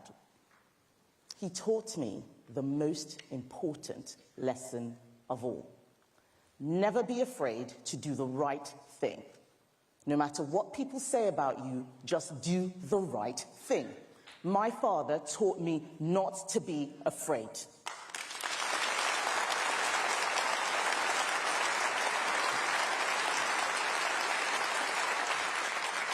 I was born here, but I grew up in a place where fear was everywhere. You cannot understand it unless you've lived it. Triple checking that all the doors and windows are locked, waking up in the night at every sound, listening as you hear your neighbors scream as they are being burgled and beaten, and wondering if your home will be next. When you've experienced that kind of fear, you're not worried about being attacked on Twitter.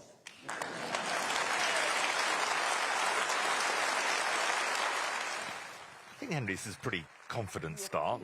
She's using one hand, which I think is always better than using the two, so it looks good. She's talked about never being afraid. She's used a personal story, quite a good joke about her father, telling her never to be afraid, but also never run for fun because she'll get bad knees, which I think was quite smart. And she opened powerfully with this idea of time to tell the truth to the party and to the country that the system is broken. I think it's a pretty good opening. She also looks happy. She looks like she's enjoying being there, which comes across and is inspiring for an audience. I think it seems to be going down very well. I'm an engineer. I am not a Conservative because my family always voted Conservative. I am a Conservative because I have seen what happens when a country loses sight of those principles, and that must not happen here.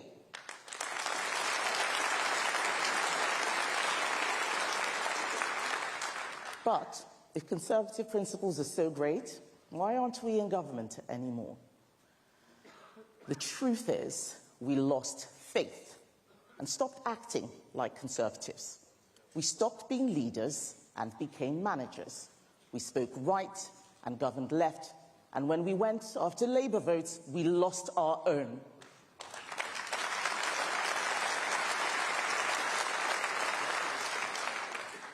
There is no greater example than net zero. We set a target with no plan on how to meet it, just so politicians could say we were the first country to do so. Now we have a net zero strategy addicted to state subsidy, making energy more expensive and hurting our economy. I am not a climate change skeptic, but I am a net zero skeptic. I did not become an MP to deliver an agenda set by Ed Miliband.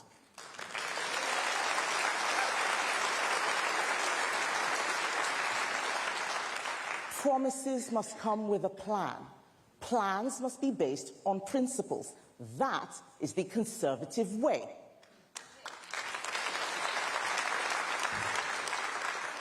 But in government, we did not always keep our promises.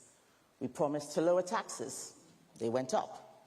We promised to lower immigration. It went up. Why?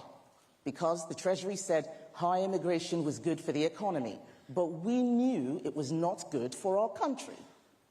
And we did not always defend our values. We did not defend capitalism.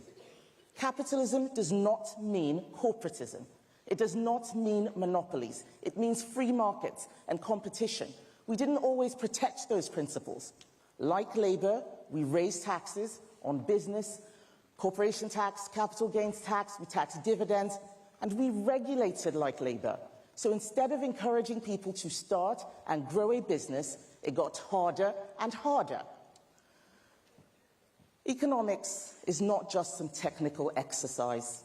It's about people, their hopes and their aspirations. It's how we help the poorest in society. In the 80s, our party gave this country a golden age of wealth creation. Where is that now? Look at the hypocrisy of Keir Starmer and Rachel Reeves, who target savers and wealth creators while taking money from a millionaire.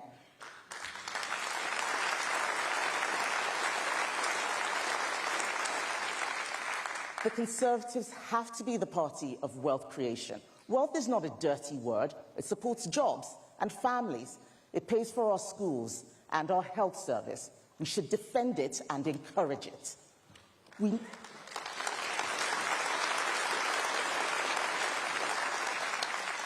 need to stop being afraid of defending our beliefs. Those beliefs are needed now more than ever.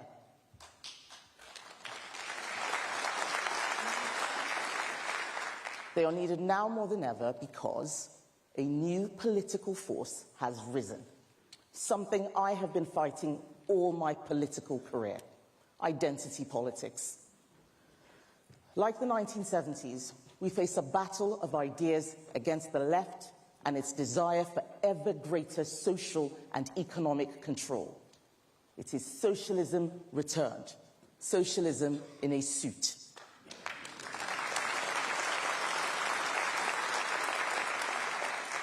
The British public knows that socialism doesn't work. They know. But if you give it a new label, you can sneak it in. You can promote class warfare under the banner of equality. You can take freedom and choice away from families by telling them that Ofsted inspection reports are unfair. If you call communism environmentalism, you can close down businesses, block the roads, and stop people going to work. This new politics has made us afraid to defend the people who need us, like young Conservatives. They tell me they are afraid to share their politics with other students because they'll be attacked, that they are marked down by lecturers because of their beliefs. We have let young Conservatives down. We need to defend them, champion them, and give them a party they can be proud of.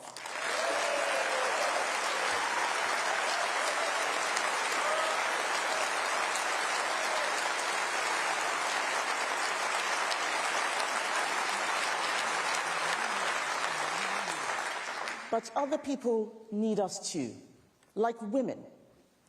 For too long, government stayed silent as women were sacked for saying that a man cannot be a woman. I fought for them while Labour called them bigots.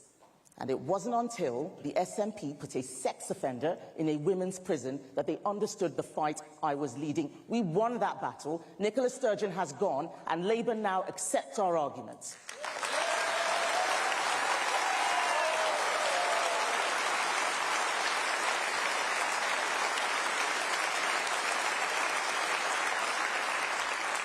We are Conservatives, elected to conserve what is great about our country.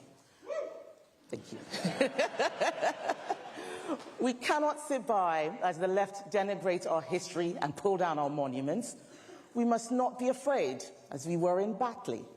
We must not be afraid to get involved, where a teacher was driven into hiding by Islamist thugs. Or when the very worst crimes were committed, when young girls were groomed and raped for years in Rotherham and Rochdale, and nothing happened.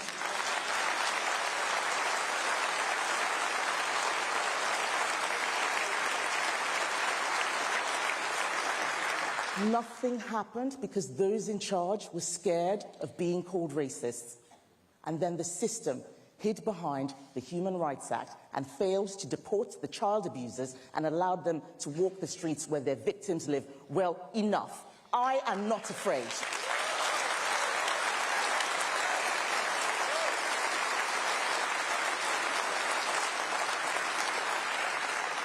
This stealthy poisoning of our society needs to stop. And let's face it, the Liberal Democrats are not going to defend our country. Unlike the left, we know right from wrong. But we allowed ourselves to be bound by aggressive identity politics, by a treasury whose rules were written by Gordon Brown, and a legal system re-engineered by Tony Blair.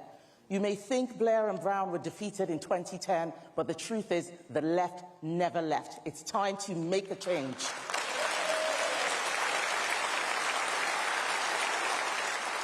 This is quite interesting, isn't it? That I think Robert Jenrick went down a similar path that Kemi Badenoch is doing, is that it wasn't just the fault of the 14 years of conservatism, that actually they didn't realise how embedded in the state what Blair and Brown did and how difficult it made Conservatives to be in government. And of course, the first period of that government was in coalition with the Liberal Democrats. So they're starting to create a broader and I think useful arc. Don't blame it all on the 14 years of Conservative government, because we had our hands and maybe our ankles tied because of what Brown and Blair did and the Lib Dems in coalition. Although she also said we talked right but governed left, which I thought was interesting as well. Yeah, they got trapped in it and almost didn't realise, it seems. That they sort of thought then that that was the settled will of the people, which clearly she suggests it isn't. Let's listen to a bit more. The game.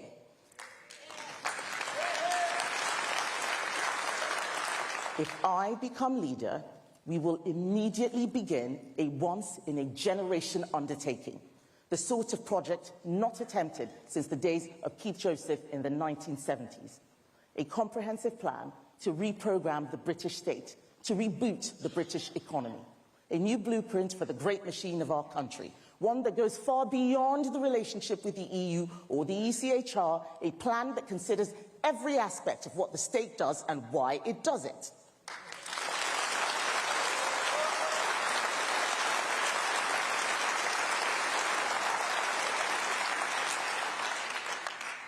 A plan built on the principles and priorities of our nation. A plan that looks at our international agreements, at the Human Rights Act, the Equality Act, at judicial review and judicial activism, at the Treasury and the Bank of England, at devolutions and quangos, at the civil service and the health service. At how we use power to give power to the British people.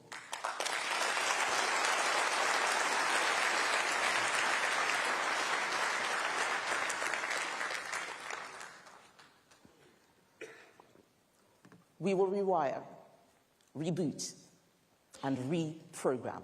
Nothing is more exciting to me. I am an engineer, and engineers do not hide from the truth.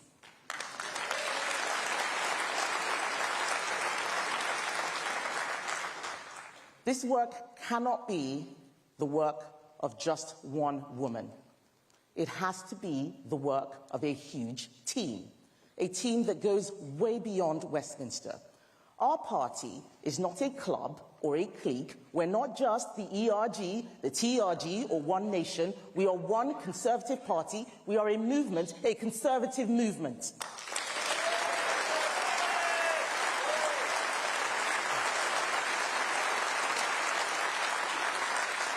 And I will always defend that cause. Some people say I like a fight. I can't imagine where they got that idea. But it's not true. I do not like to fight, but I'm not afraid to fight. I don't fight for the sake of fighting, but I do fight for you.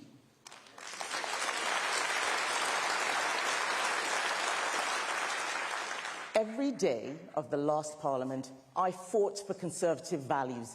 I fought for them even when I was told it wasn't in my interest. I fought for women's rights to safe spaces and children's rights to grow up in their own time. I fought against those who seek to divide our country based on race.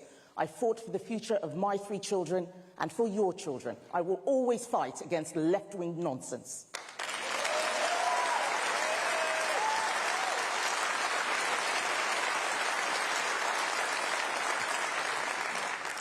I'm sad to be in opposition, but there's a part of me that's excited because opposition is an opportunity to make Angie uncomfortable, to make Rachel wriggle, and make Starmer sweat. We are going to have fun.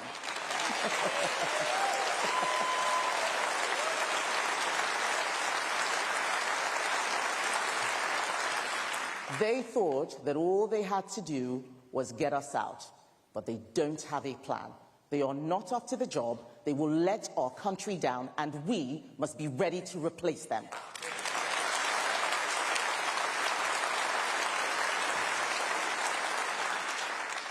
My campaign is not about me.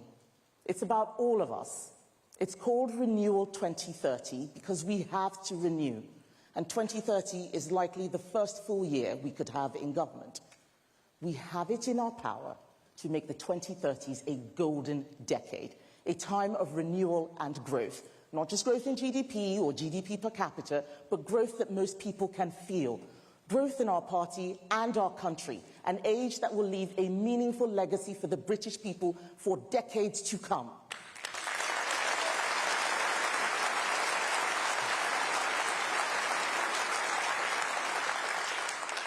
A renewal based on personal responsibility, family, sovereignty, and capitalism. As Trade Secretary, I saw it all over the world. Capitalism, trade, and enterprise reduce poverty. Socialism creates poverty.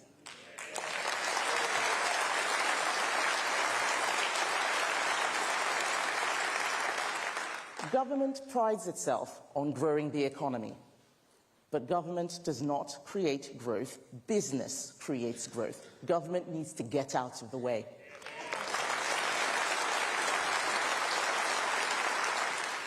I think this is a really important, big dividing line, that Labour is getting stuck in the narrative that somehow the government is going to create growth. Yes. And that's absolutely right. And that does get her back to some principles which obviously Thatcher had in place after Heath, that businesses need to be given freedom to create wealth.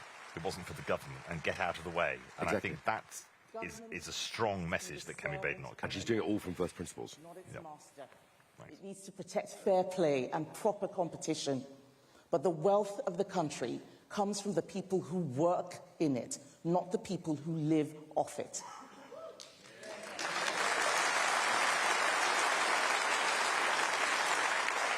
It comes from the businesses built by the brilliance of those who put in the time and take the risks. We will help them to shoot for the stars.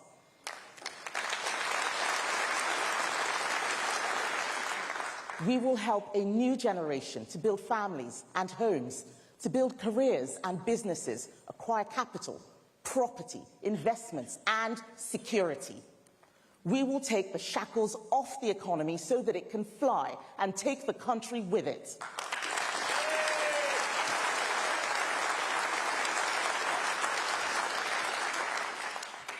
After we have picked and unpicked the damage done by this Labour government, my vision for beyond 2030 is this: for Britain to be a country where people can find a shared identity, 4 nations, but one united kingdom.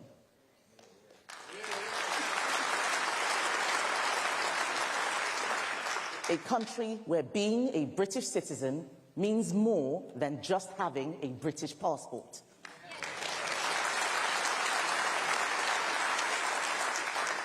A country where people can be committed to each other, irrespective of their religion or what they look like. A Britain that is friends with its neighbours, but will always proudly protect its national interests. A Britain at ease with itself, a Britain that believes in itself. And that sort of Britain can only come about because of renewed conservative principles.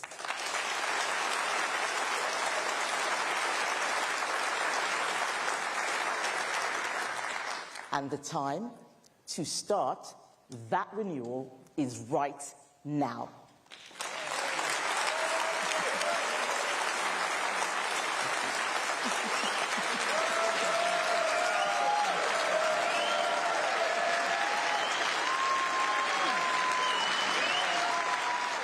A slightly odd ending there. We weren't actually sure that she had ended, which is a bit disappointing actually, because I thought broadly the speech had a degree of warmth, it had a story in there.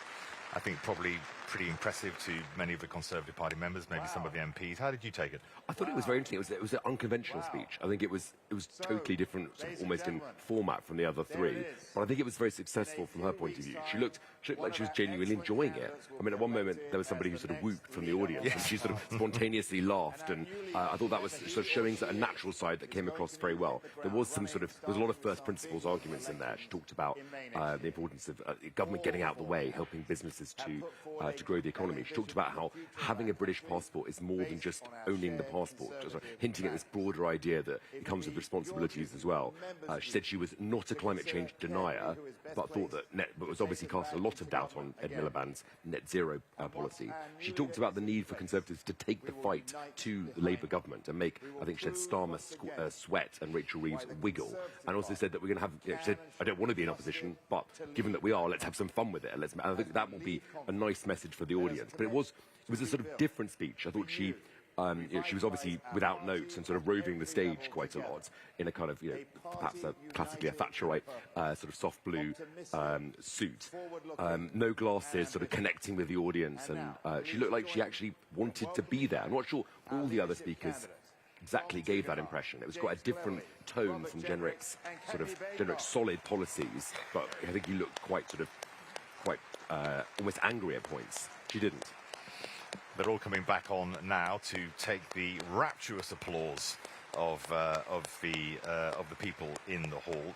She spoke about time to tell the truth. She said the system is broken. She was telling some truths to the party, I think, that they should never be afraid. They need to go back to their principles. She used that line she has used before, which is that the party spoke spoke right, but governed left.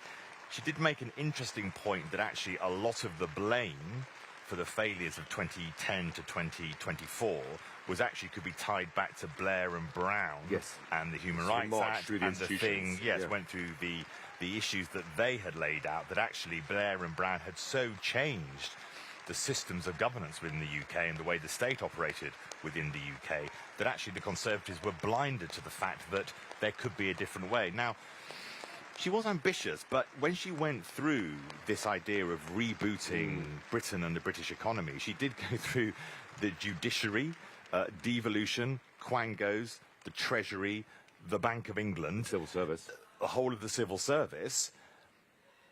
I think that's taking a little bit too much from the Margaret Thatcher playbook. If she did speak about Sir Keith Joseph, obviously one of her most famous thinkers and supporters, and the Centre for Policy Studies and all the work that they did to create the Thatcher prognosis for the nation, Margaret Thatcher was actually quite cautious in how she behaved. She was judicious and she took calculated risks. I suppose the issue for Kemi Badenoch, which is why she has been faced some criticism here, that she can sometimes, and now they're singing the national anthem, which is obviously wonderful, she can sometimes appear to not be practical. And I think that's been some of the criticism that she's faced while she's been here in the fringe events, and that she's spoken sometimes in ways that can be construed as controversial. And I think that's an issue for her, that diagnosis is so broad, you almost think, well, where are you going to start with those things? Well, she has got time to set that out. I think the other things which I thought were interesting, I mean, I used to take your point completely. The two things I thought were interesting, she in this conference, she's faced criticism perhaps for not having a filter, for sort of perhaps some unguarded comments on maternity leave, sort of dominating the first day of the conference in her point of view. I think it was an interview on a radio station.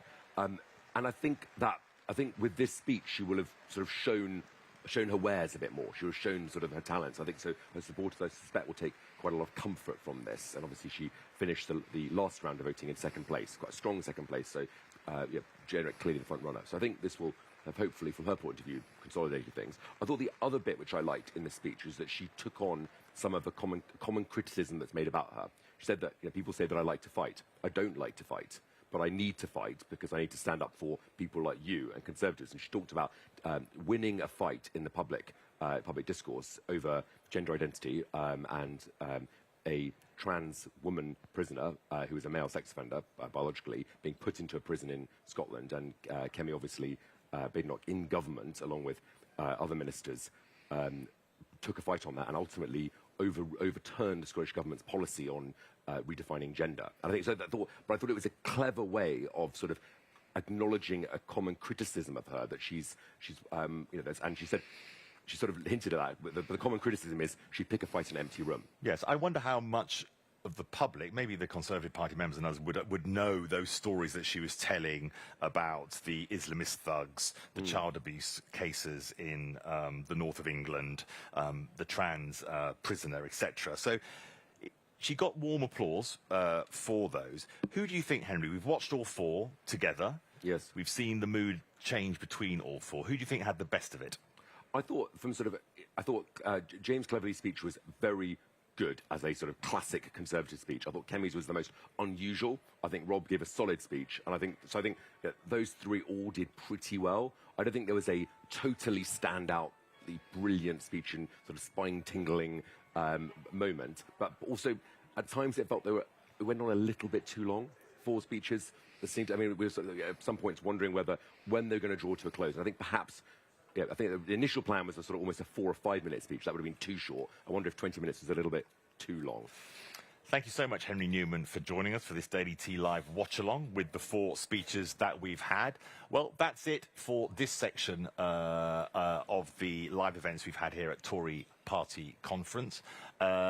Do keep seeing all of our coverage online, and Henry and I will be on the podcast tonight at 5 p.m. Thank you so much for joining us.